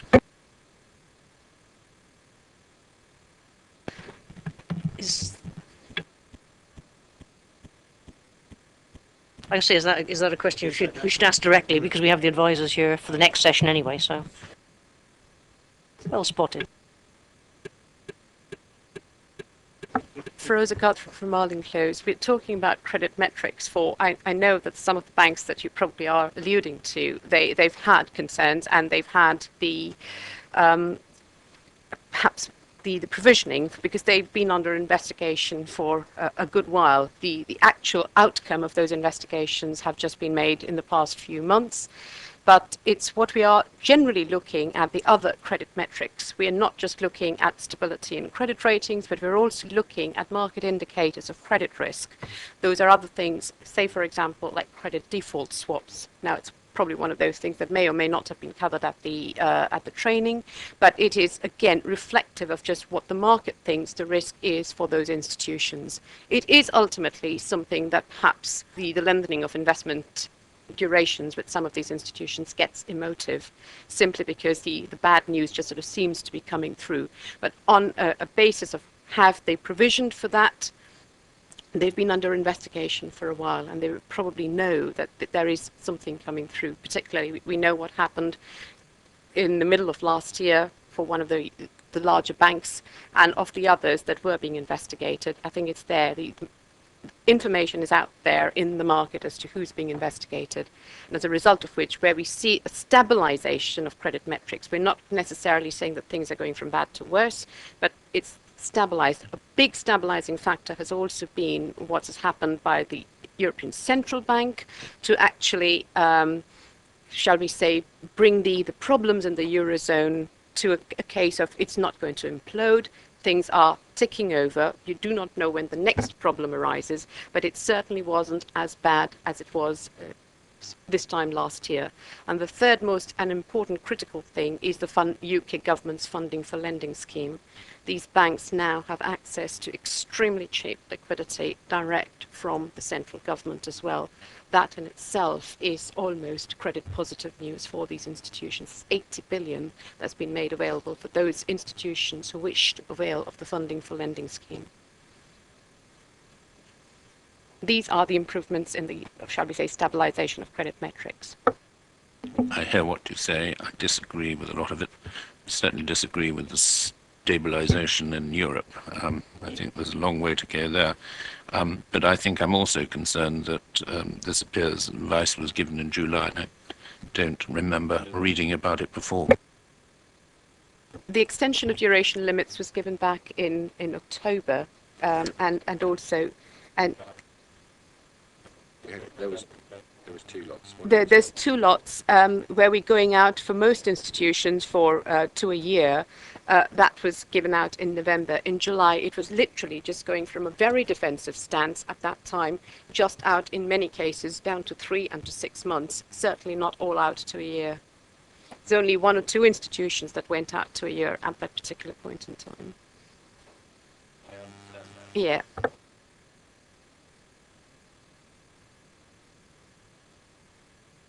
Put it on. The point is, we're supposed to be monitoring what is actually happening, and we're told 6 months later. That's the point I'm trying to make. Sorry, the change in July was reported in the mid-year report that you had before Christmas. I think it was in the October meeting. Obviously, the November one, this is the first opportunity we've had to report a monitoring report since that one, because we only report quarterly to this committee. So that's the first time you would have been seeing what happened in November. Okay, so I take from that as well as the comment about training, when we're noting the report, we want to make a comment about training. We also at the moment want to make a comment about the appropriateness of investing with these institutions, given their current status. Is that something? It's a very long time since I worked in the city, so I'm not going to comment myself. Personally, I wouldn't touch it with a barge pole, and certainly not Greece. Okay. Thank you. Are there other questions, members? I don't have anybody else listed at the moment. No. Do you wish to have a healthy debate? Councillor Mitchell? Just a couple of comments. Firstly, on that last discussion, there's one of those, I think we've got them down as rather very short term in here, but there's one of those institutions that I would certainly not lend any money to, because I just think they're a very badly managed organisation. And I'm very wary of badly managed organisations. There's a lot of evidence to that. The others I can't speak to. But the other point I was going to come back to was Stuart's point about local authorities' ratings. We did have that debate before at some length in committee, where it is the fact that very few local authorities go in for ratings. Are we rated? No. We don't borrow much money. But we probably wouldn't bother anyway. But the reason being, as was advanced, is that it's actually quite an expensive process to carry a rating. And I'm quite happy that we should be selectively lending to local authorities within the agreed parameters. Councillor Parker.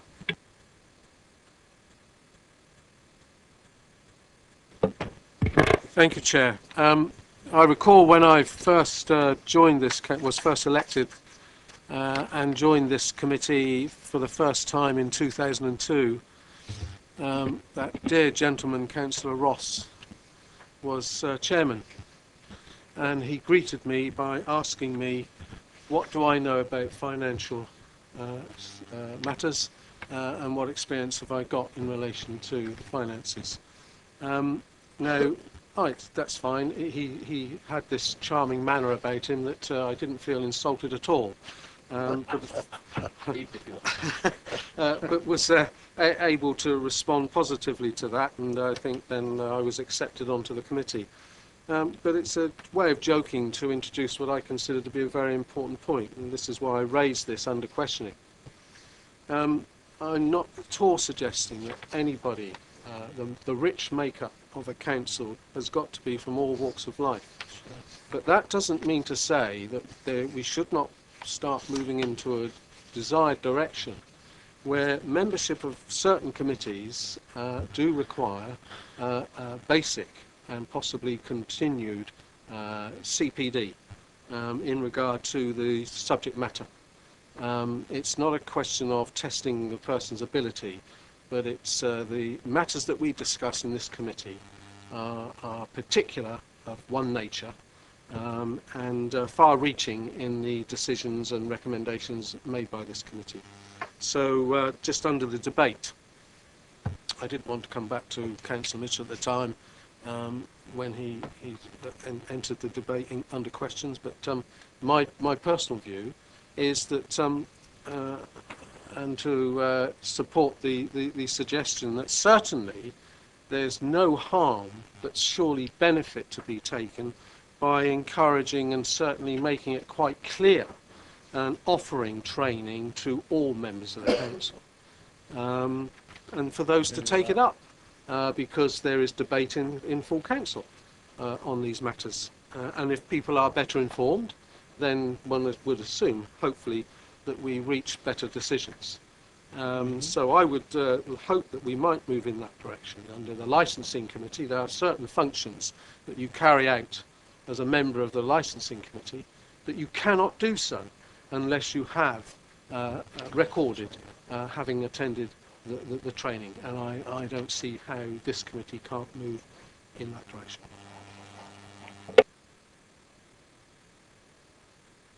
Councillor Keating? Thank you, Chair. I think our public participant this afternoon, Mr. Heath, made a number of substantial and positive points. And what it's done for me is that it leads me to ask, I don't mean for answering today, but the generalized question is, what are the range of products or services or entities, like for instance building property, what's the range that is currently being exercised in local government across Britain today? How many councils, for example, only invest in, if you like, financial instruments and matters of that nature? How many councils invest in long-term planning, building houses, buildings, industrial estates, building office estates? How many do that? Because I know we as a council actually own quite a lot of property, and we effectively are just managing the property we've got in the main. Now, if you only manage the property you've got, for instance, like Basingview, and over the last couple of years we've pulled down 2 lots of big offices, we're reducing the amount of property. And should we be analysing and considering, should we be investing in further offices or industrial or office estates? Certainly, are there councils in Britain today, local borough councils or county councils or other variations thereof, are there people investing large sums of money? I'm not talking about a million here or there, because that's peanuts that we know. Are there councils investing in property? Now, we know that there are developers investing in property, and they're doing it for better returns than 2%, I can assure you. And so the mix, the long-term mix, I think is something that I would like further information on. Thank you. Councillor Mitchell. Yes, interesting. I thought this might come back up again. I was interested in Mr. Heath's contribution. If I'd got round to asking him a question, which I in the end backed out of because it wasn't on the same serious note, I intended to ask him which was the ward he was planning to stand as a candidate for. So when people come along and are such expertise on what we should do as a council, it'd be jolly good if they joined in through that terrible process democracy. It's perfectly proper, and I agree with what Sean says. It's perfectly proper for us to actively consider what we use our money for, the taxpayers' capital. Perfectly proper, and you know, somebody said is absolutely true. We should have been quicker and more astute about seeing the opportunity of photovoltaic cells. There's a serious investment opportunity with a huge payback, and one of my village halls has made a lot of money out of it. and we'll make a lot of money out of it for the next 10 years, doing extremely well for the benefit of its residents locally. So we did miss the slot there, and we're not quick enough at some of those things. On the other hand, we have to do it with a certain amount of caution because it is the taxpayers' money. And what struck me about that, and I would welcome a proper debate about the whole question of the use of capital, not in the council because it all becomes deeply political. Then everyone says they want council houses, and yes, rah rah. But there is a difficulty because of what he said, which was he told us all the things we're very bad at. We're not getting enough return on this. We're not doing enough that. We're very bad at managing property. I don't agree with a lot of what he was saying, by the way, but we were very bad at that. We should do this, this, and this, and suddenly we become expert in it. Well, I'm very dubious about local authorities becoming entrepreneurs because that's the worst thing a local authority could possibly do. Its management structures prevent it from becoming entrepreneurial with any success, and therefore blundering into fields which are best left to the market to deal with, and using our money to get money back from the market through the sorts of investments in things we do have makes more sense. So I think it's a question of caution, but I do welcome the idea that we look at this very large amount of money and say, well, are there things? But of course we do, as he, I think, mentioned, we did produce the Invest to Grow mechanism, which is fully authorised by council, and what we need to do is put our thinking caps on and say, well, what should we be investing to grow in, as long as it is to grow. But some of what he was saying, of course, is wrong, in my opinion. We shouldn't be investing in roads. Not our job to invest in roads, infrastructure of that nature. We shouldn't be investing in telecommunications. There's a number of things you'd say, no, that is not the game we ought to be in. We might do some seed corn money on some things to pull stuff in, which is a different proposition. Councillor Leake. Can I ask which paper we're on? If we were just getting around that view, we are. Just did, if I may, Chairman, I just wanted to, again, congratulate officers on this spot chart here. I can't remember what the correct term is offhand, where we're always in the top left-hand corner. Carefully engineered by Arlene Close, of course, to make us feel that we're a really good client. All right, thank you, members. I think I haven't got anybody else left to speak or listed to speak, so I think we have already started to stray into the next paper anyway. From what I heard there were a couple of key points. We noted the current report, the monitoring report. We were going to endorse the current training being offered and encourage the take-up. We recognise that it's not common practice for local authorities to be rated, but nonetheless we are content that we continue to invest with local authorities or let money to local authorities. We are going to review our investments, and particularly some of the banks that are named within the report, but I think that will come nicely into the next paper anyway. And the question was raised about, do we know where we are in terms of our portfolio and profile of investments compared to the sector average in UK local government? I think that's one we're going to have to take away, because whilst it would be interesting to find out, I'm not aware of a mechanism. I certainly wouldn't ask our officers to rush away and actually do that piece of work. But if there's a piece of work that we can find out from one of the central bodies, then we'll make the inquiry. Well, I'm going to say, yeah, we'll ask one of the central bodies whether or not they keep that sort of information. If so, it would be useful for us to know about it. Okay, thank you, members. And I think that takes us on to paper C, which will be introduced as a presentation. Yeah. Well, I've planned to take members through the report via some slides, if you're content with that. Well, I've got 20 slides. So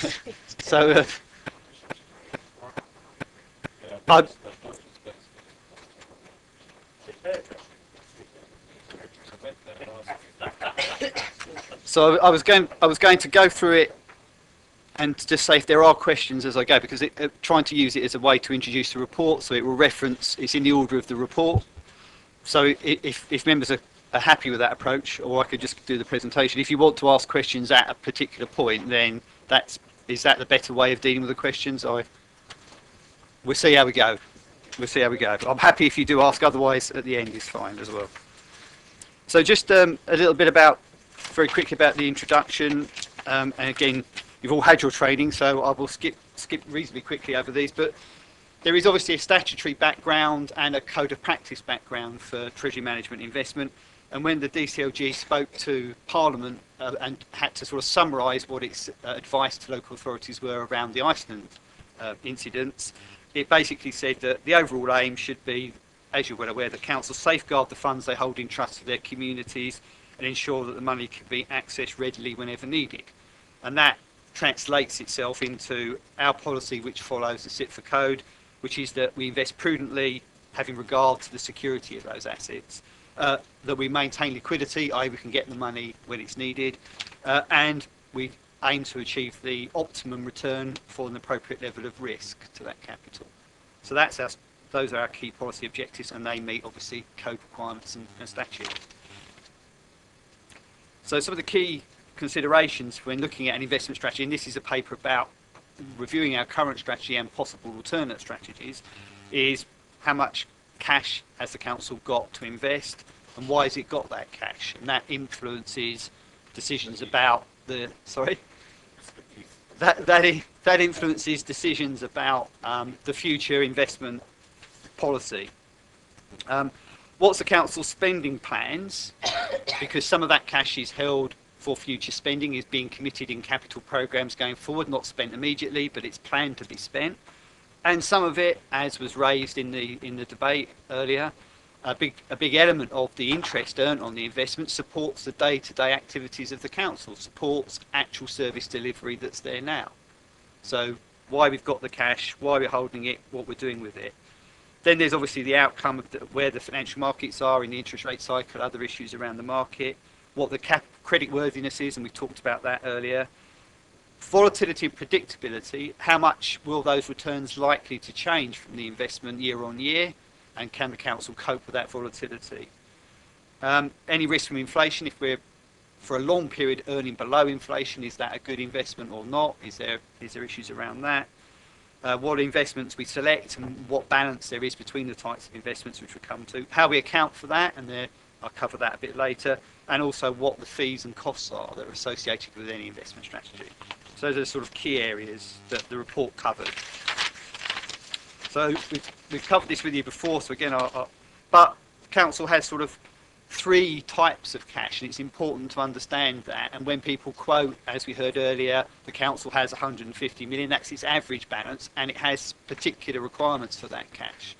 So it has short-term operational cash flow, money comes in from business rates that we collect, from council tax, and from other short-term activities that we then spend as part of our day-to-day activities or pay it over to the county or to the government. So there's an operational requirement for short-term cash. We estimate that's about 25 million, that we need 25 million day-to-day activities on an ongoing basis. And generally, at the moment, that's in money market funds, banks, local authorities for under a year, and the government, Bank of England, in effect, the debt management office. So up to a year we invest that money. Then we've got the medium-term cash, 35 million we estimate. That's really funding the capital programme over the medium term, largely. Over the 4 or 5 years of the current capital programme, 32 million. So money that's in the reserves to be spent is invested over the medium term. Again, that's largely in local authority bonds, local authority deposits. We've got one supranational, the World Bank. Generally, it's in a profile of spend up to 5 years to sort of match, not exactly, but to sort of match the capital programme and other spending requirements. So that's cash that we've got, but that we spend or will be anticipating to spend. And then there's the long-term cash that's invested to support the base revenue budget. At the moment, that's the council policy. That's about 90 million in general terms. At the moment, we're getting just over 3% on 65 million of that, and 25 million of that, as Dean explained earlier on, has come back and we haven't reinvested at the moment. in long-term money. We've invested short-term. But primarily that's invested up to 8 years in gilts. So that's how we currently deal with those 3 tranches of cash. The issues you're again aware of, this was a spot probably at December time. Future interest rates, this is forecasters. I think somebody said, the only thing you can be certain of is that that won't be the profile of interest rates going forward. But it shows that sort of out 3, 4 years, 5 years, base rates are going to be roughly where they are, people expect, not going to move for a while. And that impacts on where gilts are and where our strategy is. What do they all I would say is that it won't be that. What it will be, something just to, and again, members will be aware, but when we're talking potentially about different asset classes, cash historically has returned 8%, 4.5%, 5%, fairly consistent all the way through till 2008, when it obviously, you're all aware, dropped to almost 0.5% drop down and has stayed at that sort of level, which takes it to 2011. This is total returns off of cash. Investment grade, so that's down to BBB. Corporate bonds is the red line. And again, you can see the returns are higher, but so's the volatility. So some years it's over 10%, 10%, 9%. Above cash for a big chunk of the period, below cash in that year. Negative return in 2008. Positive return since, and in a declining area. But above cash for big chunks of it, below cash in some periods. And in equities, obviously a much bigger range, much more volatile, as you're all aware. Could be higher returns in a year, and both positive and negative, and have had multiple times when the annual returns have been negative. So in a particular year, you've had a minus return on your total investment, including a very big minus in 2008, but then a very big positive following year. That's the FTSE, that's sorry, all UK equities, that is, not all. Yeah. No. It wasn't really meant to show. It was meant to show the volatility of the different classes and roughly where the returns are. Has fluctuated.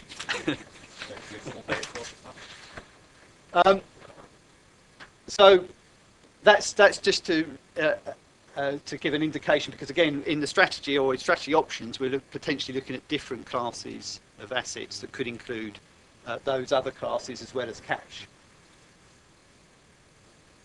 It's in the report. There is an accounting issue, as there always is, in that from the council's perspective, if we were in those other instruments, to deal with valuation changes, we really want those valuation changes to be accounted for on a buy to hold basis, i.e. they're accounted for like we do gilts at the moment through the balance sheet. So if there's a change in value in a year, it's a valuation change, it doesn't hit the revenue account, doesn't hit council taxpayers in that year. Obviously, at the point of maturity, you get, if you haven't got a default, you get the principal sum back. The valuation would have gone up and down throughout the period, but you buy to hold and you account for it on that basis. The reason it's an issue is that if you didn't do that, and if, for example, the council had equity holdings and they were down 20%, and we had 10 million invested in equities, that £2 million valuation change, if it wasn't the buy to hold accounting, would have to hit the taxpayer in that year, and we would have to fund £2 million loss in that year.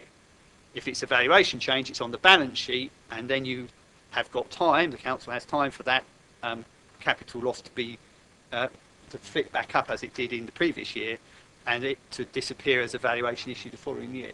So for us, it was key that it's buy to hold. Any strategy that we come up with and recommend to members, that we can account for it as buy to hold. And the ones that we're later on in the report talking about, we've agreed in principle, although obviously auditors always caveat anything, they will audit at the point that they do their audit.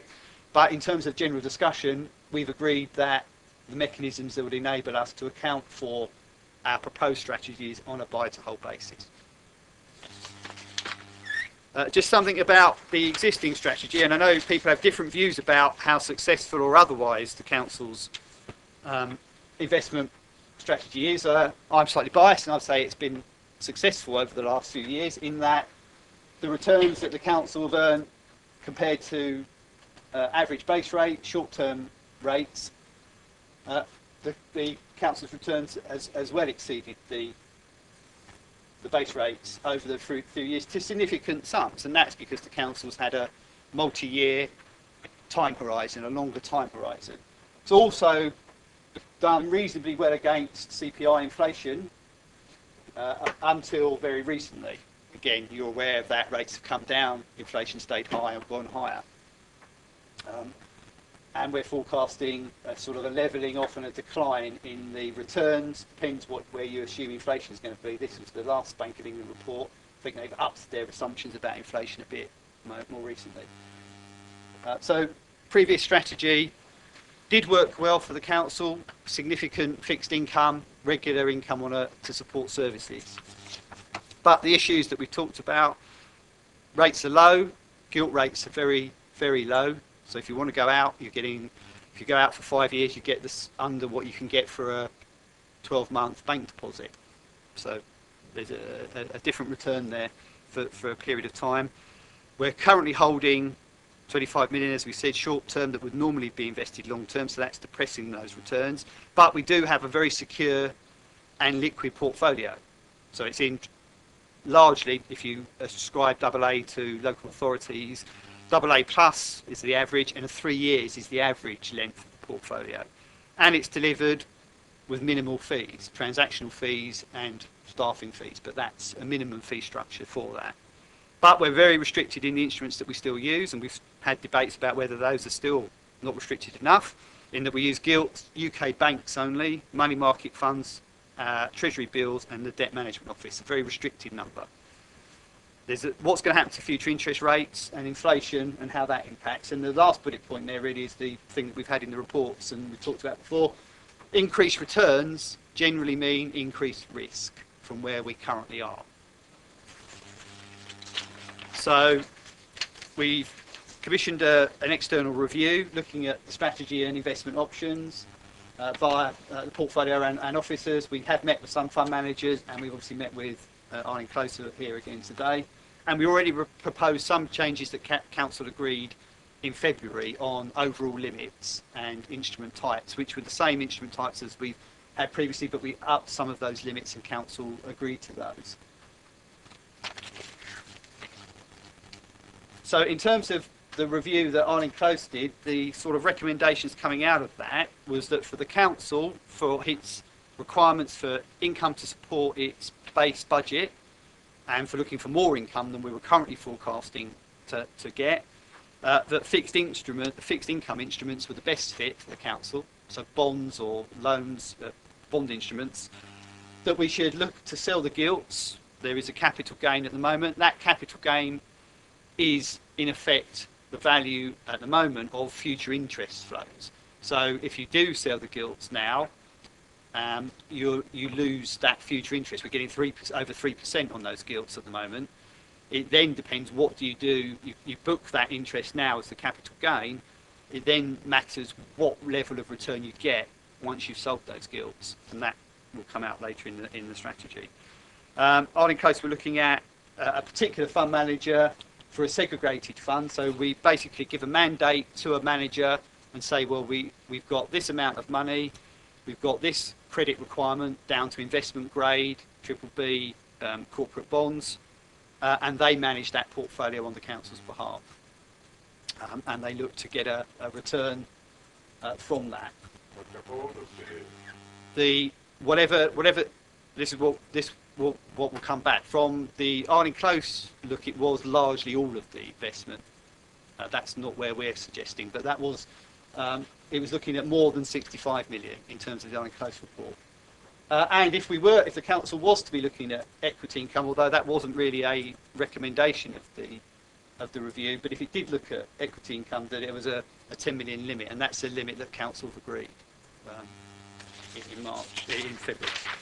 So just a little bit about what we then concluded from obviously various sources of information and what is in the report that we're after members' comments on, really, is that that it does look like the council could get an uplift in its income through using different instruments, and that would be an increased level of risk, but an acceptable level of risk. The council has used corporate bonds in the past to the tune of 55 million, similar sort of size in the past. That at the moment, the reason why do we think that we can get an uplift? Well, if you look at corporate bonds, corporate bond funds, individual corporate bonds, investment grade corporate bonds are earning about 2% over the equivalent time period of a gilt. So you can get that immediate pickup with the increased risk on the counterparty from corporate bonds. If we were to do that, potentially it takes our 3% to 5%, could be worth just over about £1 million a year extra for the council if you could earn 2.5% or 2% over the gilt rate. But we also are very clear on the 3 tranches of cash and the reason the council has that cash and what it needs to do with that cash. So we are recommending that we maintain 3 strategies in effect for those pots of money, and we'll come on to that. Can I ask a question? Yep. It says in 1.3, it is estimated that there would be generated £4 million extra income over 4 years. Yeah. Question 1, is that £4 million per annum or £4 million for 4 years? 4 million total. Okay, that's the question. The second question, that particular sentence goes on, taking into account the gain from the sale of gilts and management fees. The sale of gilts was 5.8 million. Depending on when we sell them. Yeah. No, but Yeah, in the report. I'm talking with the principle here. It doesn't matter whether it's 0.1 or 0.2, right? Taking into account sale of gilts. If you take into account our own return of 5.8 million, and you then say that this will generate 4 million, that reads different to me than what that actually implies.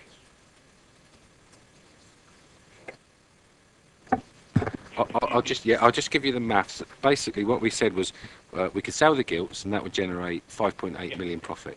We could effectively leak that back into our return over the next 4 years. That would give us the equivalent of 1.6 million per year over the next 4 years.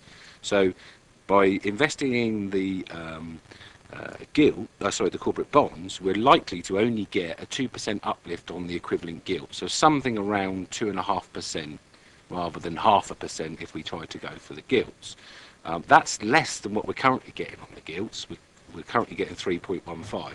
So we'll actually take a hit in year of about 400,000 a year by switching from gilts per annum, switching from gilts to corporate bonds. So we've got a 400,000 shortfall, effectively, that we're going to close that gap and more by the 1.6 million part of the 5.8 that we would have generated.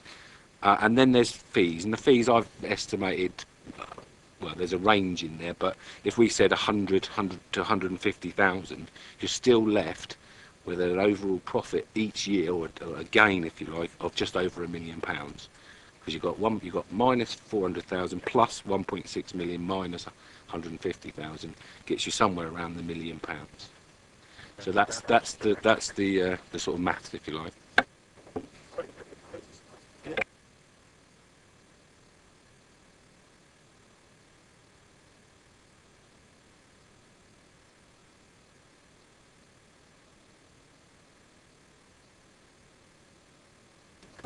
When you say what happens to the gilt returns,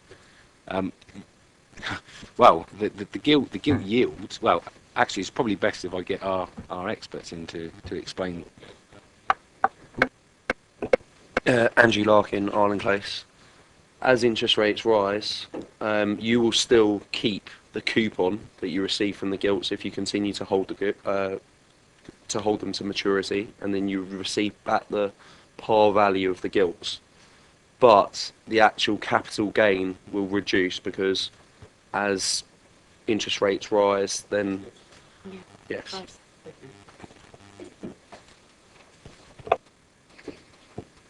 Right, so I think the next slide was just a graph, wasn't it? When you which was just again just showing the UK gilts and how many years out to maturity there are from 1 to 10, and where the average corporate investment grade corporate bond yield is, and that's just showing the 1.5 to 2% gap that you can get through the different instrument. That's just an example of the companies that you may, not saying these would be particular ones that the council would invest in, but it was just an example of the ratings that pretty much household names have. So, you know, Marks and Spencer's triple B3, Unilever A1. Yeah, so it's a range of corporate bonds. That's what when we say talk about corporate bonds, companies, what companies we're talking about. That's not all of them, but that's the type of company and where they're. Well, I wouldn't know is the answer to that one.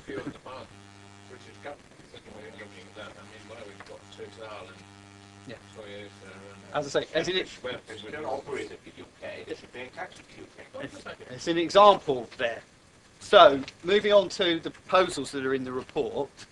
So, as I say, we're basically recommending that for the short-term operational cash balances, we operate as we do now, in-house, manage it in-house, that potentially we expand the lending list from, because at the moment it's just UK, only systemically important UK banks, that we expand the lending list to non-UK banks that are on the lending list circulated by Ireland Close. So that would include French European. Not this year, sure. So that, but would include US, Canada, Australia, Netherlands. Sterling and sterling. In sterling, yes. So sorry, it would be in sterling.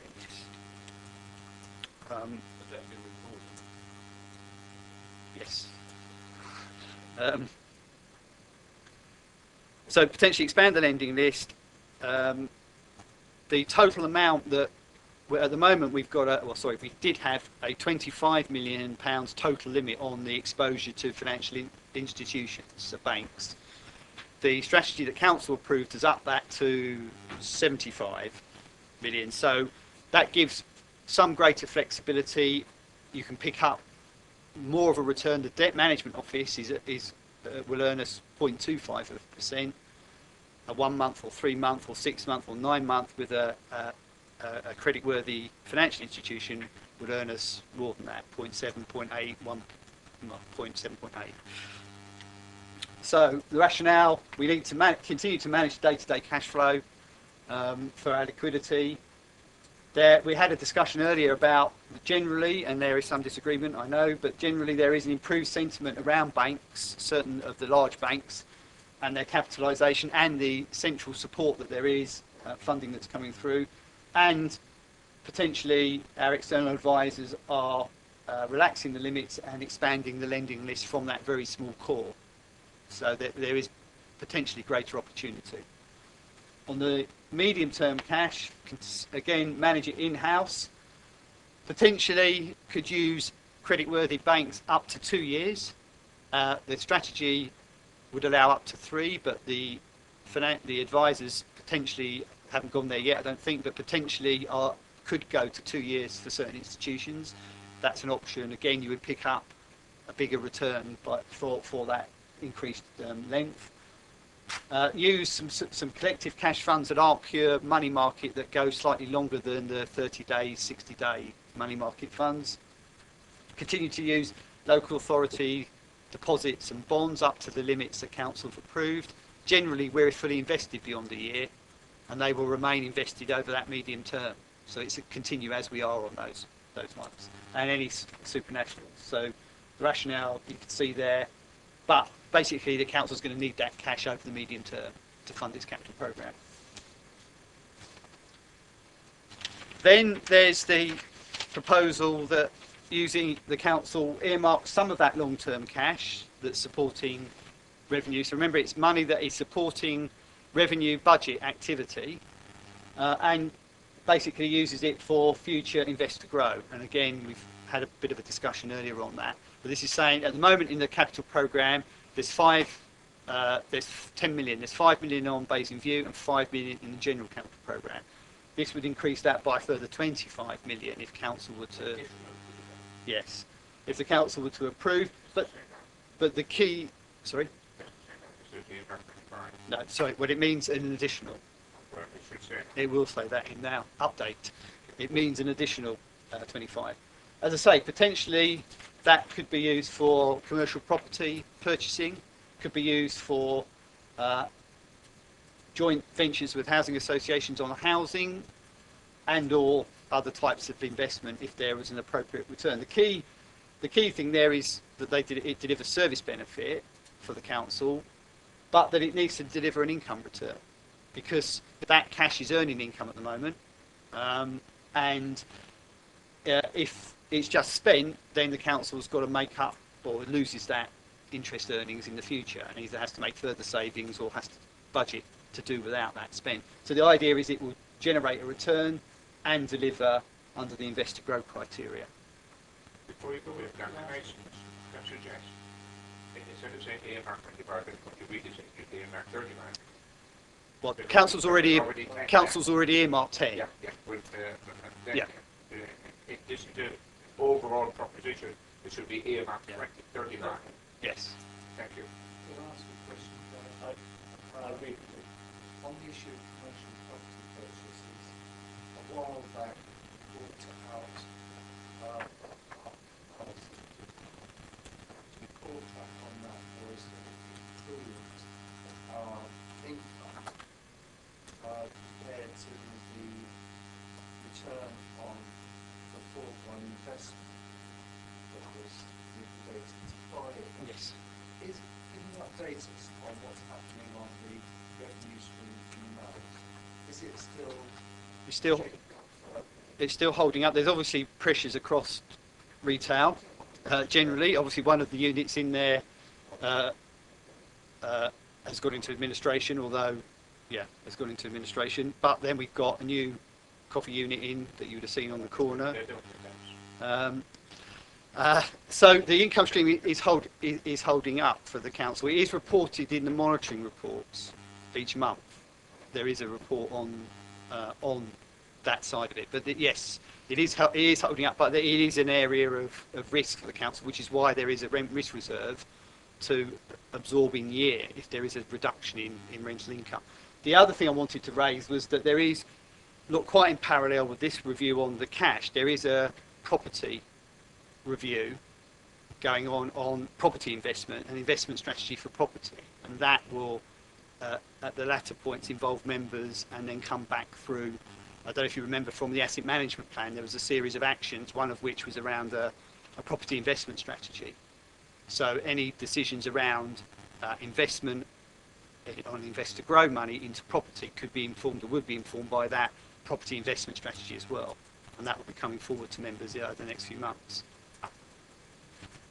So that then leaves about 65 million for the long-term cash, and then there was a range of similar but slightly different options. One, the council could continue with its current strategy. We could invest in gilts. We can go out 3, 4, 5 years in gilts and just take the returns that are there. They're lower returns, but take the ones that are there. The other options that were looked at were using a segregated fixed income manager. That was the Arden Close advice. So you give a mandate to somebody and they manage that for you in corporate bond instruments. It could be that the council uses a mix of fixed income and corporate bond funds. So as you would understand, unit trust type funds where the council buys into units on those funds, and they could be in this example option 3. Those are just in fixed income and corporate bonds, so government funds and corporate bond funds. There could be an in-house management of the funds, but with advice on asset allocation. So council could move to a mix of collective funds. They wouldn't necessarily have to all be corporate bond funds. They could be some sovereign debt funds in sterling, but they could be in other fund instruments. They could be in indexed in gilts funds. and potentially there could be some in income generating equities. So there could be a mixed approach in effect. And 5 is a mix of 2 and 4. You could say, well, some's in segregated and some is in an asset allocation approach. So there's a range of options that were looked at. We looked at, and again, I won't spend too much time. No, well, we're skip. It's in the report. It's an appendix in the report. It was just a way of trying to analyse out the security, the market risk, what the return was, whether the fees were high, medium, or low, volatility, liquidity, and accounting. It was just a way of summarising, and we can talk about if there's any questions on that in the report. So the proposal that we really want feedback on for the long-term cash is that we do get out of the gilts. Obviously, gilt rates have been creeping up over the last few months, few weeks even. That we look to get some further specific asset allocation advice on either fund and manager selection, because that's a very technical area that's not one that we've got the skills to say, well, we prefer that fund over that fund. We need some specific advice to help us on that. We would look at investing in income distributing collective or segregated funds. So we'd be looking for that advice to help us a bit more on that. Is it better to have a mix? Is it better to go into one or the other? But they would be funds that generate income, because the council needs the income. Doesn't so much need capital growth. It's good if there is capital growth as well, because the only way you can get the capital growth if the fund goes up in value is by selling it. And you don't necessarily want to be selling each year. You want income to come out of those funds and potentially the growth in them. And as I say, it could include investment grade corporate bond funds, sovereign debt funds, index linked gilt funds, and or equity funds subject to the limit. So that's what we were proposing, and the reason is the need for an increased return for the council.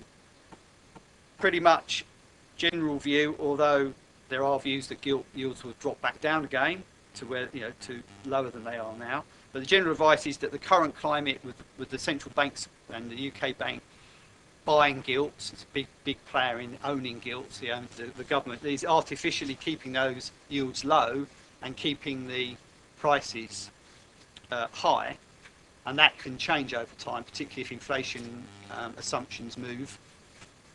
We can take a gain. It's future interest. It's not. It's windfall in year, but it is taking the future interest and booking it now. What really matters is then what do you do with that money once you've got it? And as Dean said, you'll be reinvesting it at a lower level than we're taking, but we went through that. We need to get more than 0.7%, otherwise we're in a loss position having done that. But we think we can do that. We think we can get the uplift that we talked about with the increased risk. So that was my fairly quick run through of all of the sections on the report. As I say, really, what we're after is obviously members' comments on that and what you think about that. That's those series of proposals.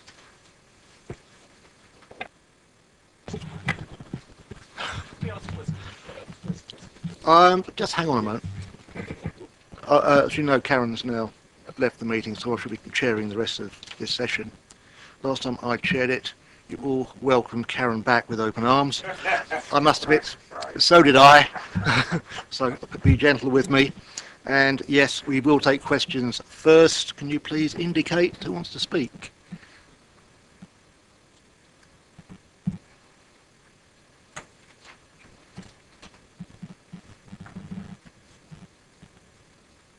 John? Boris?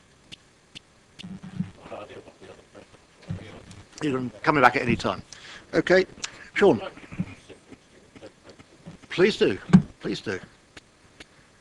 Councillor Keating.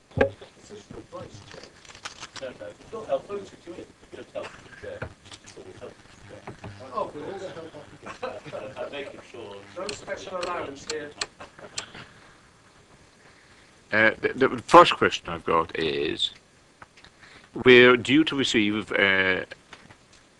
millions of pounds from the county council as a result of their cabinet decision last Friday.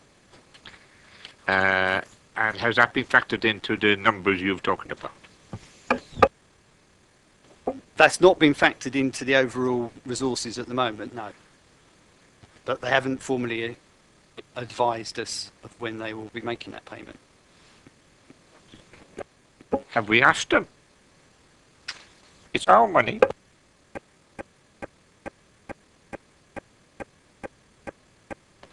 It's their option. It's their. It's for them to decide to apply the option that they've got.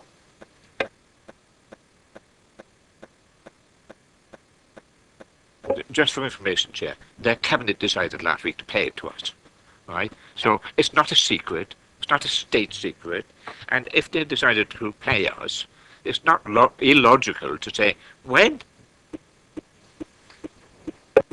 It does seem a reasonable Are question. you agreeing with them as well?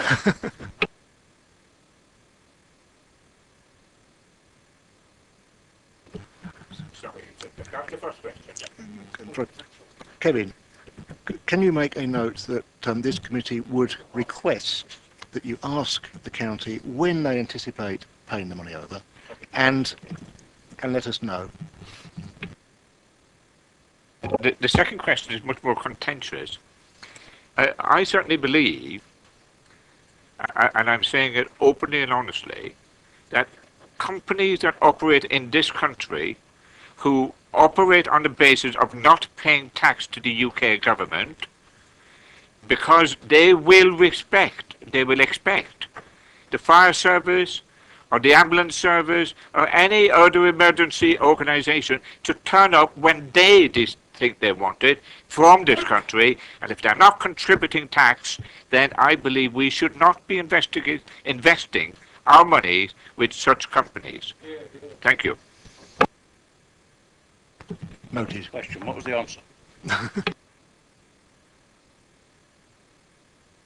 I think the answer at the moment is we noted that comment, which is what we're after at the moment, is comments from members. We're only noting it as a comment, aren't we? Because some of us would disagree. Councillor Gurdon.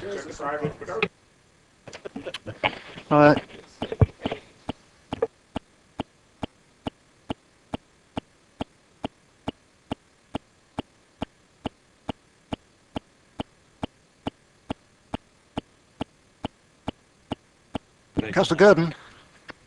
Thank you. I've got two questions really. The first one's very plain and simple. This is a really, really important juncture for this Borough Council, and decisions that are going to be made will have serious long-term implications for the general wealth of Basingstoke and Dean, and also the provision of services. You haven't said anything, Kevin, about the time frame we've got to come to this decision. I don't expect anyone in their right mind would say, oh yes, okay, let's go for option X and be done with it. How much time have we got to review this and come to a recommendation which obviously has got to go to full council? That's question one. The second question is, it does relate to money down, but it's not following along the line of Sean's inquiry. The whole of your presentation is predicated upon the value attached to our investment portfolio.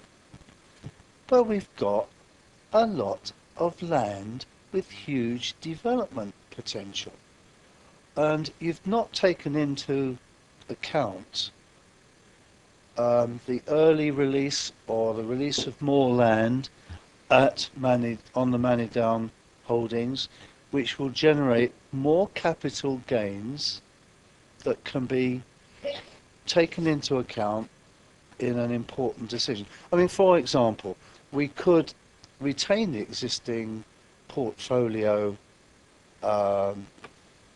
arrangements that you have. You've made it perfectly clear. One of the options might be to stay with gilts.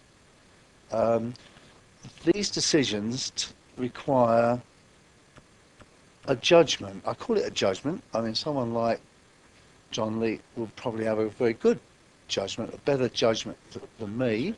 For me, it's just sticking a pin in a bit of paper and having a guess on what's going to happen to rates in 2 or 3 years' time, because I've not got that sort of industry background. But even with an industry background, you might get it wrong, and people do.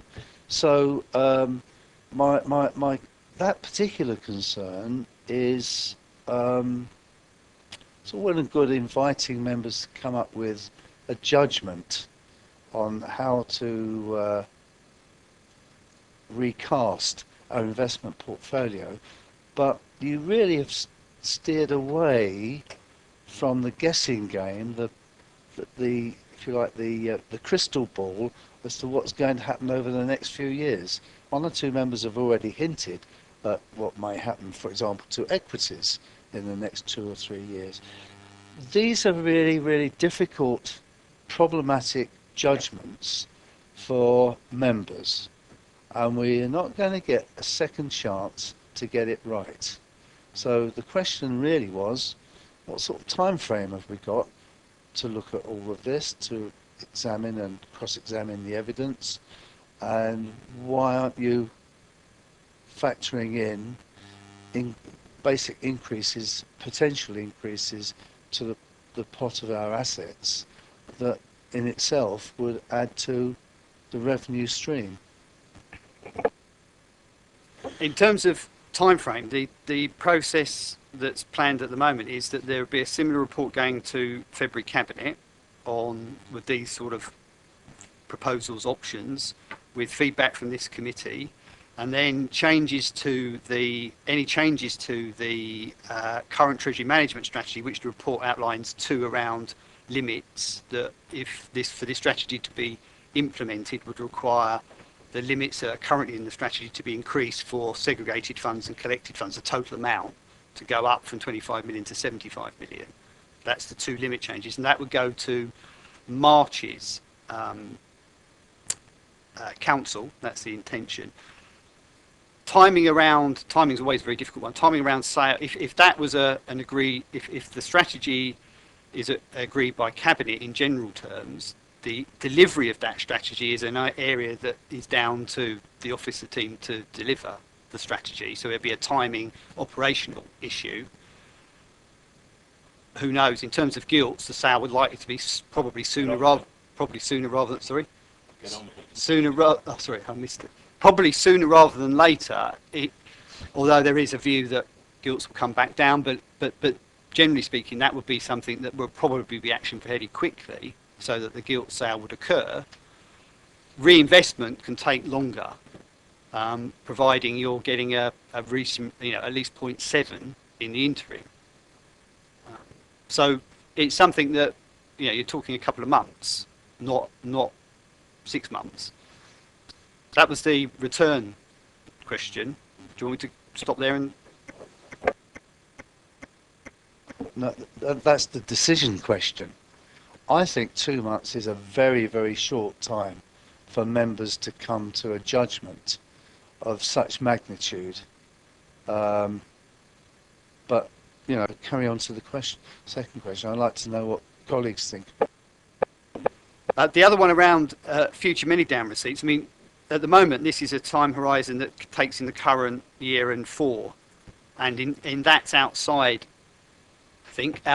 of the time horizon for actual net receipts from anything that may or may not occur through the planning process. But you're right, going forward, the council will be taken into account as various stages go through potential receipts, if that's how things pan out down through local plan inquiry or the rest of it. That those receipts will be factored into the future planning requirements of the council, as will policies for their use. So this is around the cash that the council's got now and an estimate of what it's going to have, not over the next 4 to 5 years, not beyond that.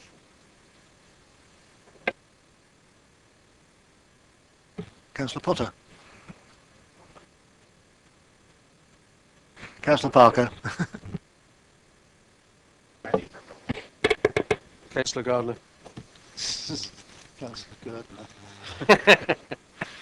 Thank you very much. So, danger of straying back into paper B, but I do believe this was mentioned in your presentation. That was the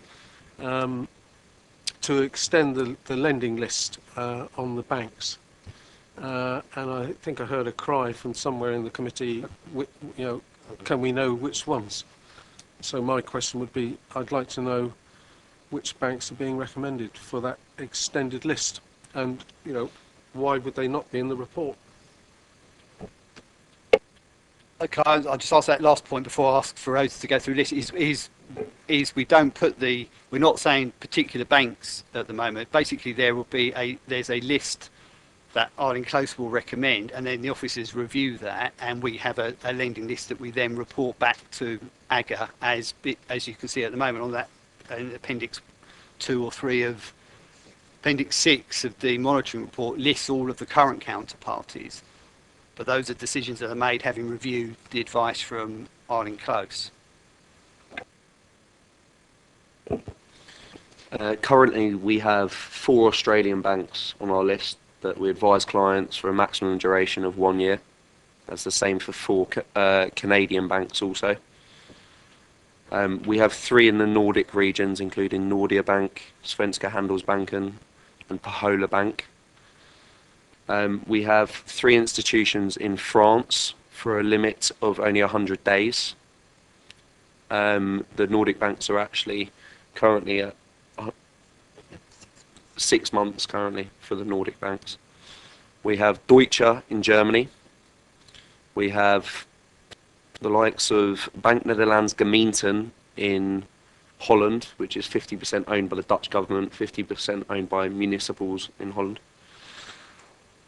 We also have Rabobank in Holland as well. We have 1 American institution in JP Morgan. And that's literally, And that's it, but also the 3 Singaporeans. 3 Singaporean institutions as well that are due to come in from the 1st of April. So the banks that we actually have on our list, we deem to be in the strongest economies in the world, and they're what we would call the champion banks within those economies. Thank you. So, no mention of the Bank of Greece, which reassures some councillors. I think that's gone now. No mention of Parry Bank, was it? Councillor Leake. Oh, sorry. Councillor Parker, back to you. Thank you very much. And I just to clarify on that, then ultimately this committee then has a debate on the recommended banks. No. Well, in which... sorry. The selection of banks is delegated to me to deliver the council's policy within its strategy. So the council doesn't agree individually named banks. It agrees a minimum credit criteria, and potentially, if we were to be going beyond UK, it would agree a regional maximum exposure. So if it was Europe, it would be a percentage total maximum of the 75 million that could be in financial institutions, but it wouldn't be agreeing individual banks. Those are determined through the officer team, ultimately through me, having reviewed all of the information, including the information that comes through from Arlene Close, and then that information is reported to AGA through, as we went through earlier on. These are the banks, these are the investments, and then you hold us to account on those decisions. Kelly, you say that council will agree the regional allocation. Does nothing come back to AGA before it goes to council? Yes. Sorry, yeah, I mean, that would come through AGA in terms of, probably for comment. Yes, it's not a decision of AGA's, but it would be a decision of councils to implement those regional limits. So we do get another opportunity to comment. Councillor I asked the question because what I'm very keen to ensure is, and we've been here before, once somebody starts talking and I'm comfortable with the, well, I'm not totally comfortable. I had still concerns in relation to one bank. I'm very keen as a member of this committee, representing residents of this borough, and effectively we're investing their money, to make sure that we don't fall into the trap of having holdings or loans out to banks where they have connections, they have founder bank companies or investments with countries where they have poor human rights. We, as a local authority, much to my amazement, at one time invested £4 million with Bank of China. And I just find that this is an incredible situation to find ourselves in. And if we are not then at some stage giving a direction to our investment people, then we won't have any control over this. And then all of a sudden, we find ourselves potentially embarrassed in this situation. So, Chair, I'd like to make as a comment that is added to this report, that any bank chosen, that there is care and due diligence taken to ensure that there is no audit trail back to a bank that has a footprint or investments or ties with a country that has poor human rights. Could I be disassociated from that absolute rubbish?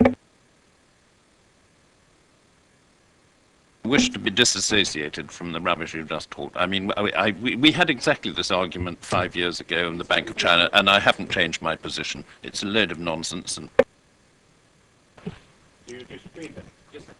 I think both comments can be noted. Have you finished, Councillor Potter? Parker? My apologies.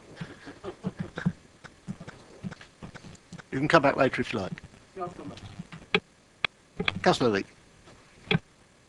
I was just going to comment on the matter raised by Councillor Gurdon on the potential of money coming from Minidown. It's probably 6 or 7 years ago when I was leader that we tried to sell Gresley Road and Priestley Road, and members voted against, so we lost 26 million quid. So I don't think you want to count your chickens before they're out. I am very enthusiastic about the idea of outsourcing our investment policy. I'm totally opposed to us running our own property portfolio. I'm totally opposed to us running our own investment portfolio.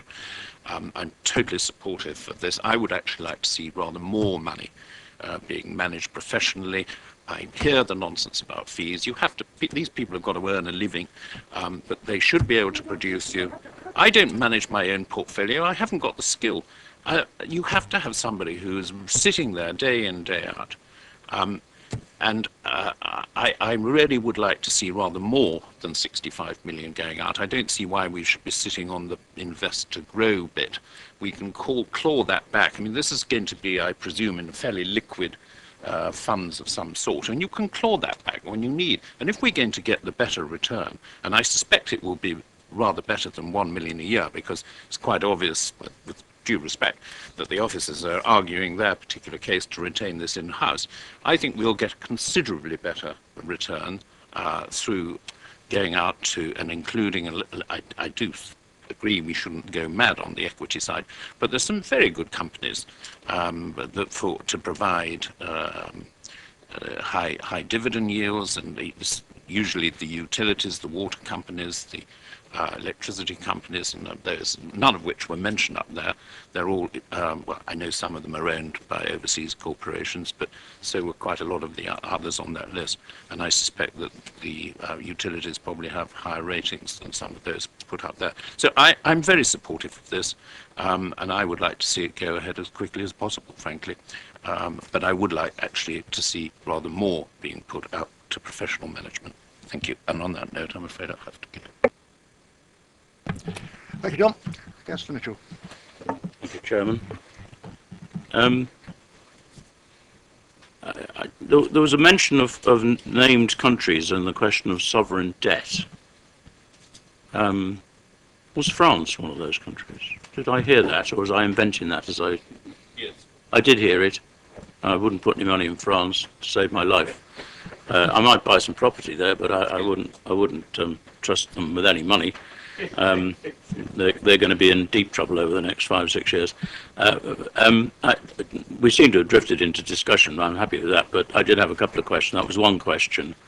The other one was to do with the proposed levels of it's not the back paper. We're not on the back paper. Where we had 25,000 and 75,000 were two limits, and I won't bother finding it. Yeah, millions, yeah. Which appeared to say that we'd have up to 25 million with one outfit. And just as a comment, that seems high to me. In relative terms to the total of a particular chunk of the money, 25 million in one pot, it seems high as a comment. I'm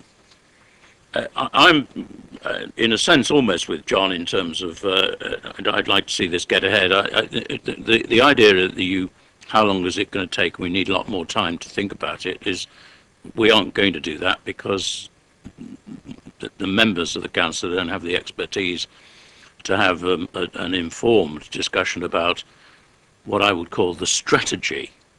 The key point is whether you get some more money in from many down in some particular month or not.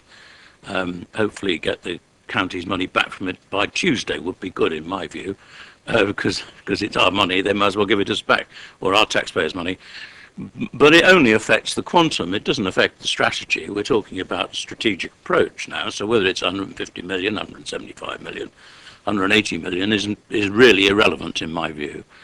The question of tax and where people pay their taxes is a very interesting question, and I might morally take the view that I don't like foreign-owned coffee bars choosing to organise themselves so that their money appears to be made in Luxembourg or Switzerland. That's immoral.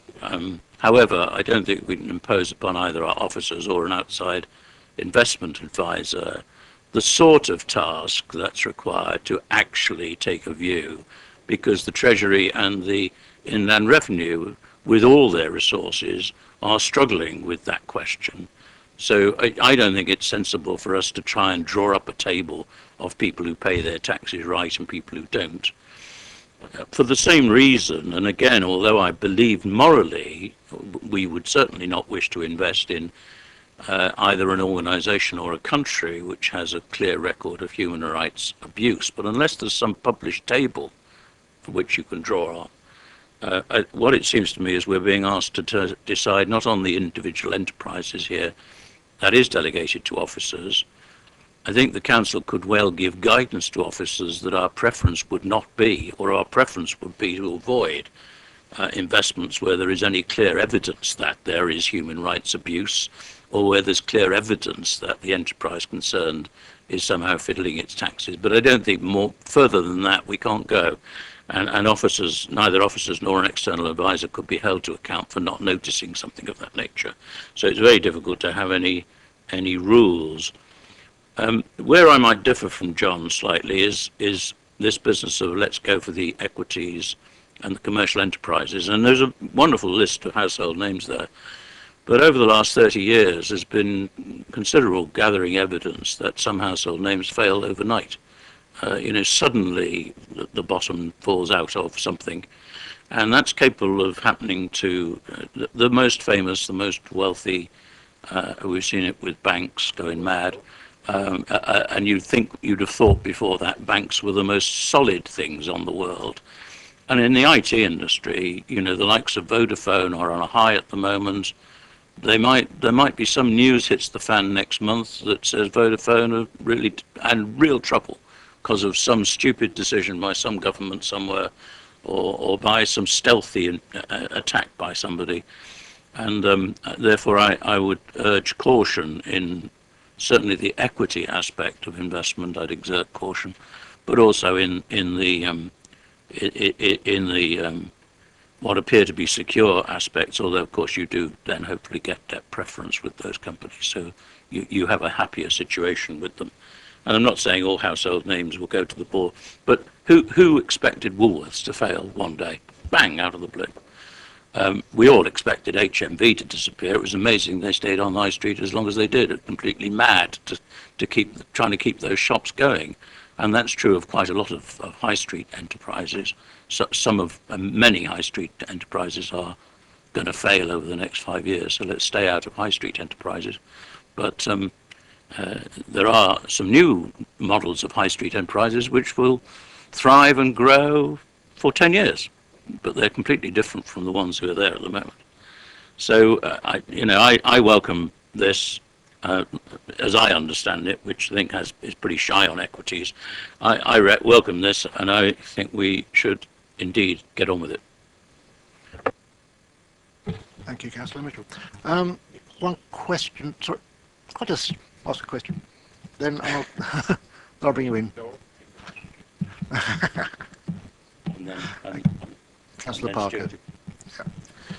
Yeah.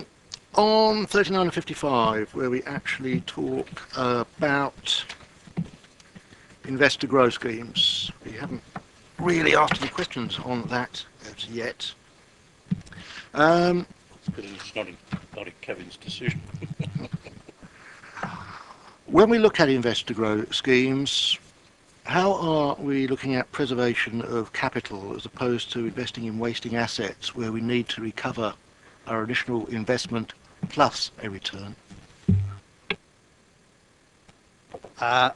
In terms of the invest to grow policy at the moment, potentially it would be an investment in an asset, so it would be a physical asset.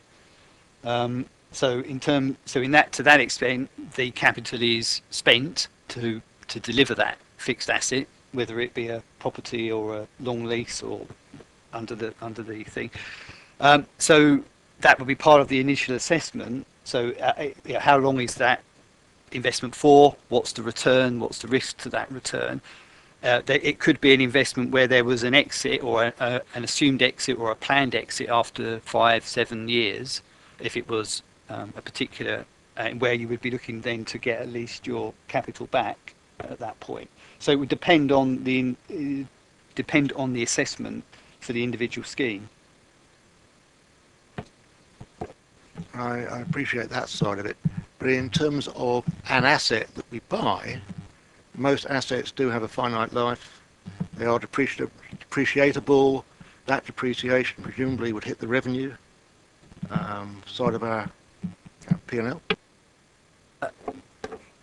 Depends what the asset is at the moment and depreciate. And if it was a pure investment, then we don't depreciate the asset. So if it's an asset that's held as an investment property, then it's revalued annually. So it's revalued in the accounts, but it's not depreciated. If it was a more operational asset, would it have met this criteria? But say for example it did, then it would be depreciated over its useful life.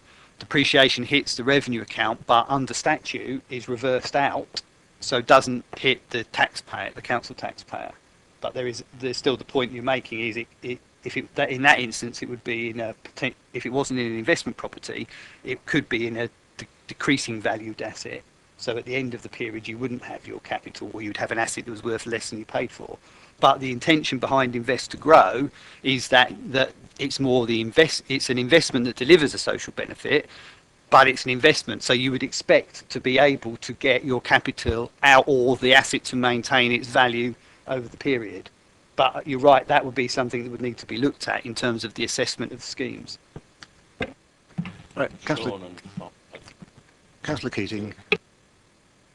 Thank you, Chair. I wanted to make a short number of points.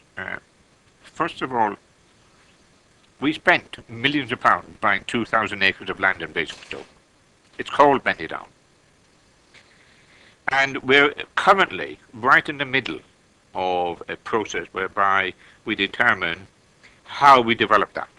We're right in the middle of it. That will certainly be decided within the next year or so. It'll certainly be decided in that overall period. what's decided is going to seriously impact upon the long term, and your phraseology long term, returns that we get out of that land. If it's developed piecemeal in the planned period up to 2029, then we get substantially less than we might get if we had an overview and had a project which says this is the development we want, but we'll build houses or whatever on this bit this time. So that's important, but I know we're not talking about that property in terms of the cash today. I do want to re-emphasize the fact about operations in Britain paying tax. And I don't mean just paying the employer's taxation. I'm talking about paying tax out of their transactions in one form or another. I do think that we're operating against a very tight timetable. That longer period to digest and to discuss for us would have been helpful and would be helpful. The one thing that I haven't heard today that I'm interested in hearing about is currently all this is done in-house, more or less. I know you have advice, and I'm not suggesting you anything other than that. But we're effectively saying, let's outsource some of this. Right? And the question I wanted to ask is, how much is that going to cost us? Now, I do understand, and please don't tell me it depends on the rate of turnover and how many shares you sell tomorrow. How much is it going to cost us? This organisation? They're not going to bid for work and say, oh, it doesn't matter, don't tell us how much you pay us. And they're not going to bid for work and say, by the way, we won't tell you how much it's going to cost you. Right? There's got to be an overall picture in terms of what's this going to cost us. Thank you for that. Yeah, the report, I think page 35 of 55 sort of touches on that. In terms of fees, if there is a segregated mandate, then you pay a fee rate based on the initial capital value that the fund manager is managing, that can range from 0.2 to 0.8% of what. So, and also that same range applies if you're in a collective fund, in that you, depending on the type of fund, is it more tracking an index or is it more actively managed? The fees probably are not too dissimilar from 0.2 to 0.8. But if it's in a collective fund, that would come, that you get your return after the fee, so you get a net return coming out of the fund. Well, the segregated manager, you would get the gross return, but then you would pay them an annual fee. So as we put in the report, and that was our best estimate, it will range from 120 to 480,000 pounds for the 65 million that we're talking about. That's the scale. If I may, Chair, does that mean it won't go beyond? It won't cost us no more than £500,000?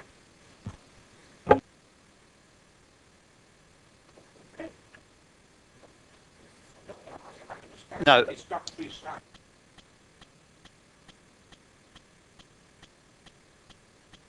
No, we're not saying that that's the maximum cap. What we're saying is that you, in effect, you pay a proportion of the value over time. As hopefully that value goes up, then you will be paying more. And if you buy and sell in particular unit funds, then you will pay fees at that point as well. So that isn't the maximum. No. Do we have a maximum? No. We will obviously, as we go forward to looking to implement, we would need to establish a fee budget for a particular year. And that's how, in the past, the council has used segregated fund managers and collective fund managers, and we've built a fee budget into the budget, offset by additional income coming in. But there was in the past a separate fee budget. Obviously, when we stopped using those managers, that budget was removed. So that would be that would be how we'd need to operate. So we don't know how much we're going to pay.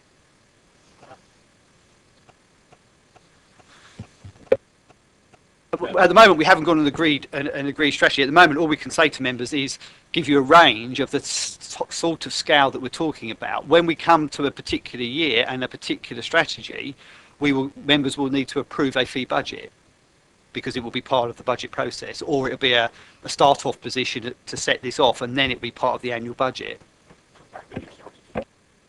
I'm sorry, Sean, but it all depends. Parker.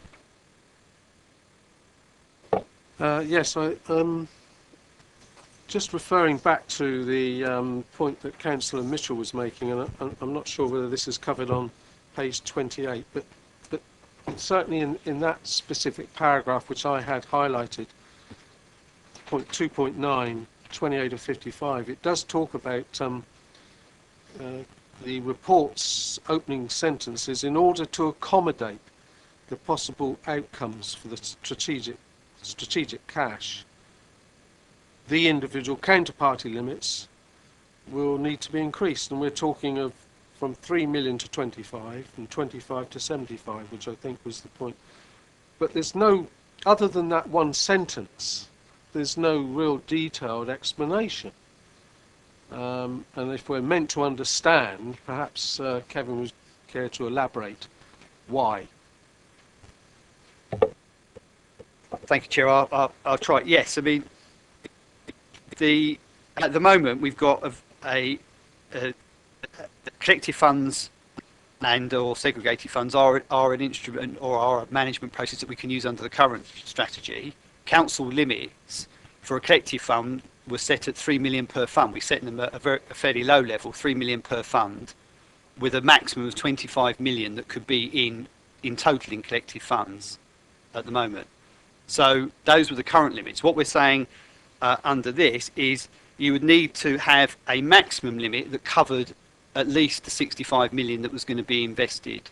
So we picked 75 to allow a bit of leeway. So the increase from 25 to 75, the rationale for that is that the council under this strategy could have a maximum of 65, 75 million in collective funds or in with a segregated fund manager. So the rationale of the 75 is that covers the long-term cash that we were talking about in the strategy that could go into collective funds or into a segregated mandate. That's the rationale for that.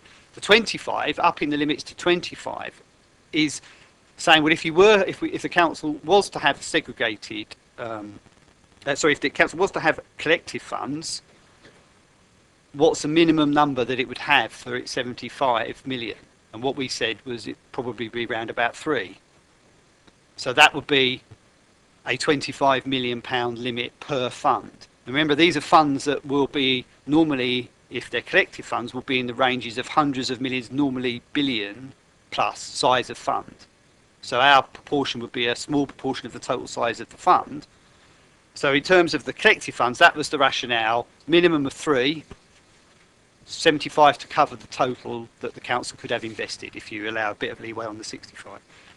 The same applies on the segregated manager and the mandate. 75 because that's the maximum that could be with a segregated fund manager if you went everything with a segregated fund manager. And also it could be with one segregated fund manager.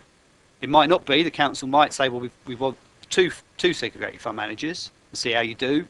But if it could also say, well, actually, the best solution is that you go with one and you give them all of your cash and you give them the mandate and the credit limit and any other requirements, and they operate that. They buy corporate bonds and other fixed instruments for the council as a segregated mandate, but they have the whole 65, 75 million. So that was the rationale for those limits, yeah. Councillor Pump, does that answer your question?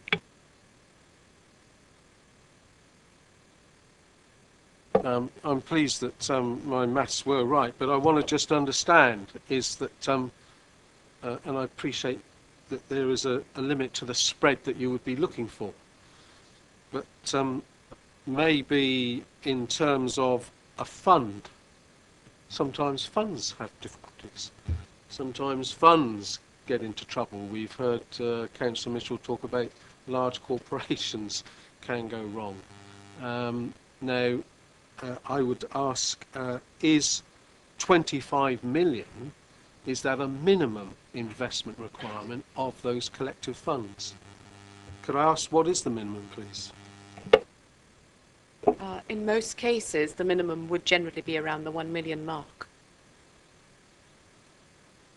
There are some funds with a very low minimum threshold from institutional investors such as yourselves.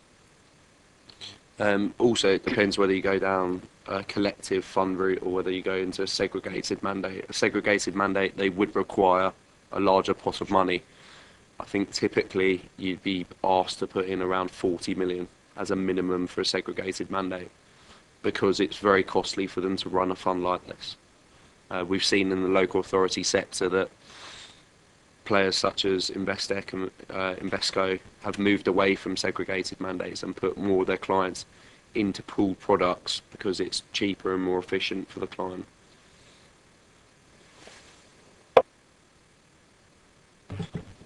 Carry on, Councillor Parker. Thank you for that answer.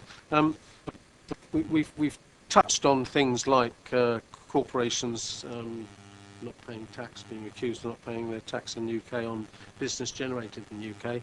Within these suggested investments, are there still operating ethical funds?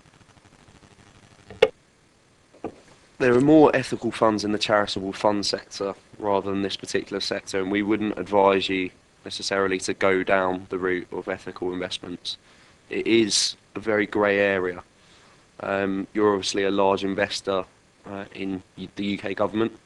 The UK government obviously have a hell of a lot of defence and arms contracts. Would you deem the UK government to meet your ethical investment criteria? It becomes quite a tricky area, we think, to navigate. There are funds out there that more step away from tobacco and the drink sectors, but I think trying to pick individual companies that pay tax in this country or don't pay tax is very, very tricky to monitor for investors and for fund managers.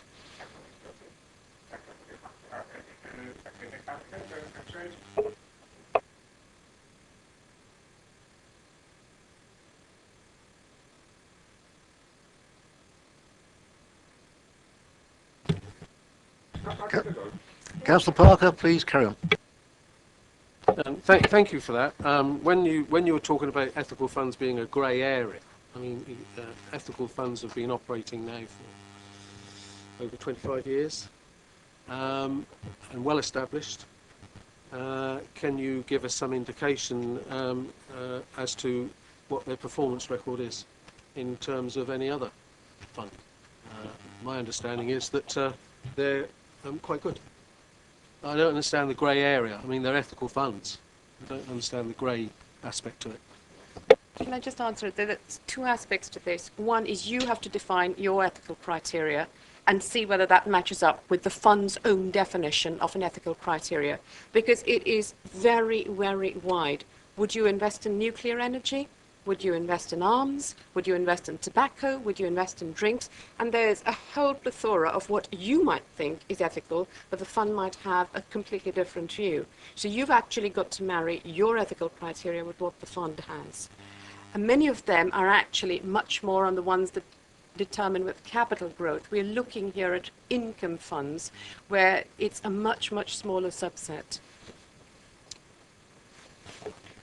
That's the thing about ethical funds, is that one is you need to actually be very clear and enunciate your own ethical criteria and then marry that with the funds. I think in terms of return, some of the ethical funds have performed just as well as some of their counterparts that don't have an ethical policy. But as Fraser suggested, actually a lot of the funds just limit themselves on certain sectors. So it might just be drinks and tobacco, or arms and tobacco, or... Councillor Parker, I suspect you haven't finished. Well, no, I haven't, Chair, because I think this is really very, to me, quite exciting, because the point raised, by our guests, and I think is one that we need to start considering, is exactly the very words which was our ethical criteria. And I believe we do not have one. And I think when we're talking about this type of stepping into this area of investment, then along with everything else, one of the first things we've got to decide as an investor of other people's money is whether we do choose to invest in arms manufacturers. Myself personally, no, I wouldn't. It's got to be obviously a collective decision. And I think there is a reasonable feel for, at least, Chair, this should be an aspect of consideration. I don't know what the outcome of that would be, but I don't think we can continue on saying, well, it's impossible, or it's difficult, or it's complicated. There is no reason why we cannot have an ethical criteria, and then yes, we might have an opportunity of matching it with a fund manager. Exactly right. Thank you very much for that. That's my point. I would also, Chair, like to say I endorse the point made by Councillor Keating. Fees are certainly a consideration. Because we want it to be, because we would like to recognise it as a consideration, doesn't mean that we don't acknowledge that people that are investing money on our behalf are going to do it for free. They are going to want to receive remuneration. But I think it would be very irresponsible of this committee to be jumping in with both feet on a hopeful, possible, estimated, without further detail, because it very much depends on, as our advisors no doubt will confirm, how far you go into spread, whether you start talking about fund of funds, you get a doubling up of fees, if you want to limit the investment decisions, what involvement and this sort of thing. It can run away, and it would be an incredible situation when we start talking. I mean, yes, minimum in the segregated funds, I understand, I can see the need for that being certainly a much higher figure.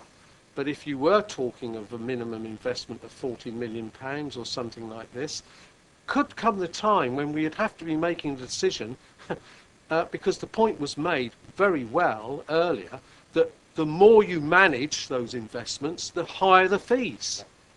And therefore, you could end up with a situation where we're saying, well, do we realise this investment, or don't we, because we're going to incur more fees? So, yes, I think, Chair, the fees, with a question mark, has to be put down as something that is a concern, certainly for me. Thank you, Councillor Parker. I would point out on the subject of fees that what the officers are looking for is a return after fees. And if high fees go with a higher return, if the net return is still going to be high to us, then I don't mind paying higher fees. That doesn't seem to be an issue. I've been waiting to speak for some time, and I can see Stuart going to have another go at something. Are we? I mean, I'm going to call Councillor Mitchell.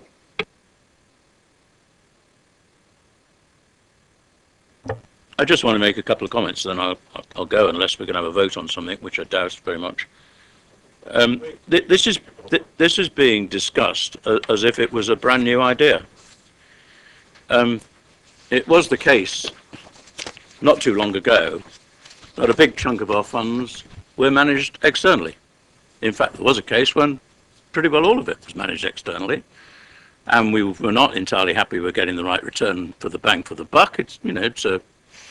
Some of us have been paying attention to these things quite a long time. And therefore we took half of it in, got the officers to manage it to see how they got on, and then we took the rest in. And now the world has moved on, the world has changed, everything changes. We're now looking at going back to doing something very similar to what we were doing before. So, this idea of, we must think about this very seriously, and of course we must think about it seriously, but it doesn't mean we've got to stop and have 77 committee meetings about it. I think the idea of the council somehow developing its own set of ethical criteria for investment is a fascinating one, and it wouldn't necessarily be this committee, it would have to be the council, because it would be very much a council matter. be interesting to see what committee you challenge with that interesting task. There'll be a working party, no doubt, and papers for several years. I think it's fanciful. And each of us would have our own idea of what sort of investment's more ethical than another. I think I'd be quite keen to invest in defence. I think we're taking too much money out of defence. As a taxpayer, I think we're taking too much of my money out of defence. So I say get on with it. There are questions that have been raised, perfectly legitimate questions. We ought to know how the fees are constructed. But the idea that you worry because if you give somebody 20 million to manage and they turn it into 30 million, their fees have gone up, I say, come on, give him more money to manage. If they can boost the value of of the investment and get them, no, that's why you pay more fees. You pay more fees when they've increased the investment. That's what I've been hearing. Maybe I'm wrong, but that is generally the case. If they raise the value of the capital that you've given them to manage, they're being paid on the capital value of the fund. And if they're being paid on the capital value of the fund, they increase the capital value by 10 billion, they're going to get better fees, higher fees pro rata to the money. Damn good thing. That's what's called motivation. Nothing wrong with it. So, Chairman, I move that we take very few more comments. But if we're going to have even more further comments about it, I'm moving home because I don't know whether we'll then be quorate. Because we are making very heavy weather of something which is actually simply going back with some knobs on to something we were doing before. Thank you, Horace. Can you switch your light on? Sir. Right, we have drifted into debates and we've debated it to some length. Has anybody else got any comments they want to make, and please make it briefly? Councillor Keith. Thank you, Chair. The only comment I wanted to make was I would not endorse, support or recommend a paper which says the costs are unspecified. Thank you. Once again, the comment will be noted. Right, I think we've come to the end of our debate. We'll now move to the recommendation, which is that we note and comment. We have noted and we have commented. Comments were various, but in no particular order. We want confirmation that all investments will be in sterling with no currency risk. And I have seen this written down elsewhere, so I'm pretty sure that is a given. Concerns about the time frame, that it looks a little bit rushed. But It was not a comment of the committee. that was certainly a comment from a couple of Yeah, but I think there's a big issue now about minute taking, and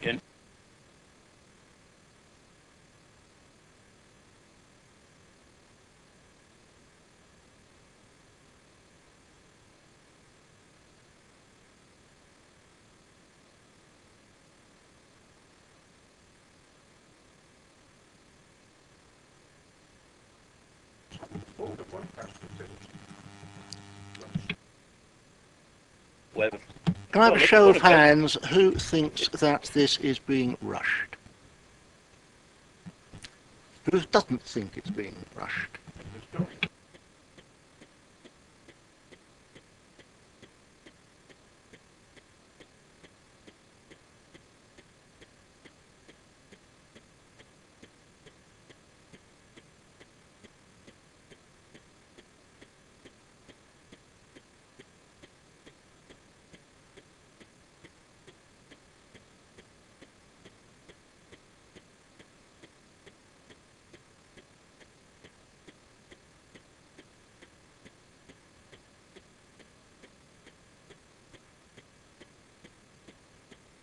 Oh, my apologies for that. I'll just go back over that one again then. There's a preference where there is evidence after due diligence where we do not want to invest in banks or companies in areas with a poor human rights record, or where there is evidence of tax avoiders. That is something that should be taken into consideration. And Tax avoidance is how you get round not paying tax, Sean. Mayor Chair, I do know the process by which one avoids or evades tax, and I know the distinction between the two. I'm not talking about tax evasion or tax avoidance. I'm talking about paying tax in Britain. Companies operating in Britain, paying tax in Britain. I don't care who owns them, whether multinational or American or British or whatever. Paying tax in Britain from their operation. That's all I'm talking about, and I don't wish to widen it further than that.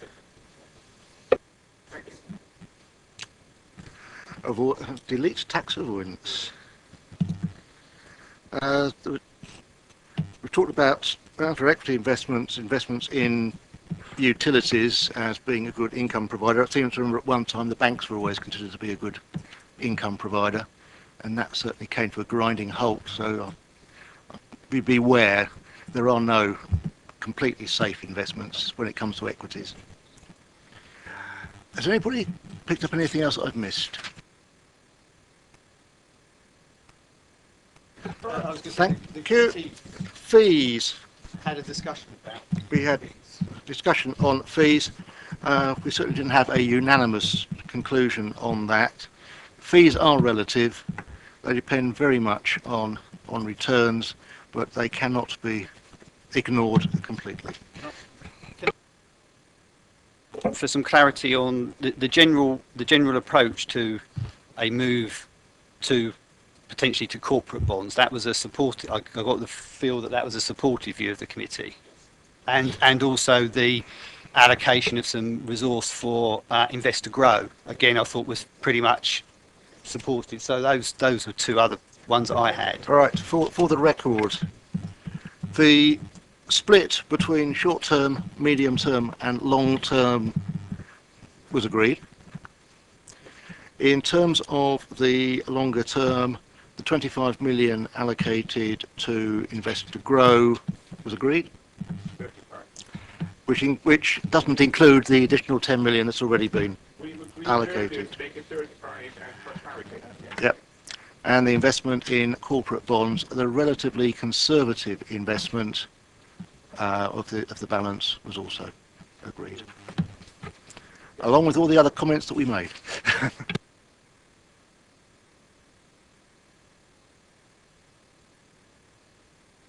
If there are no further comments, I declare the meeting closed.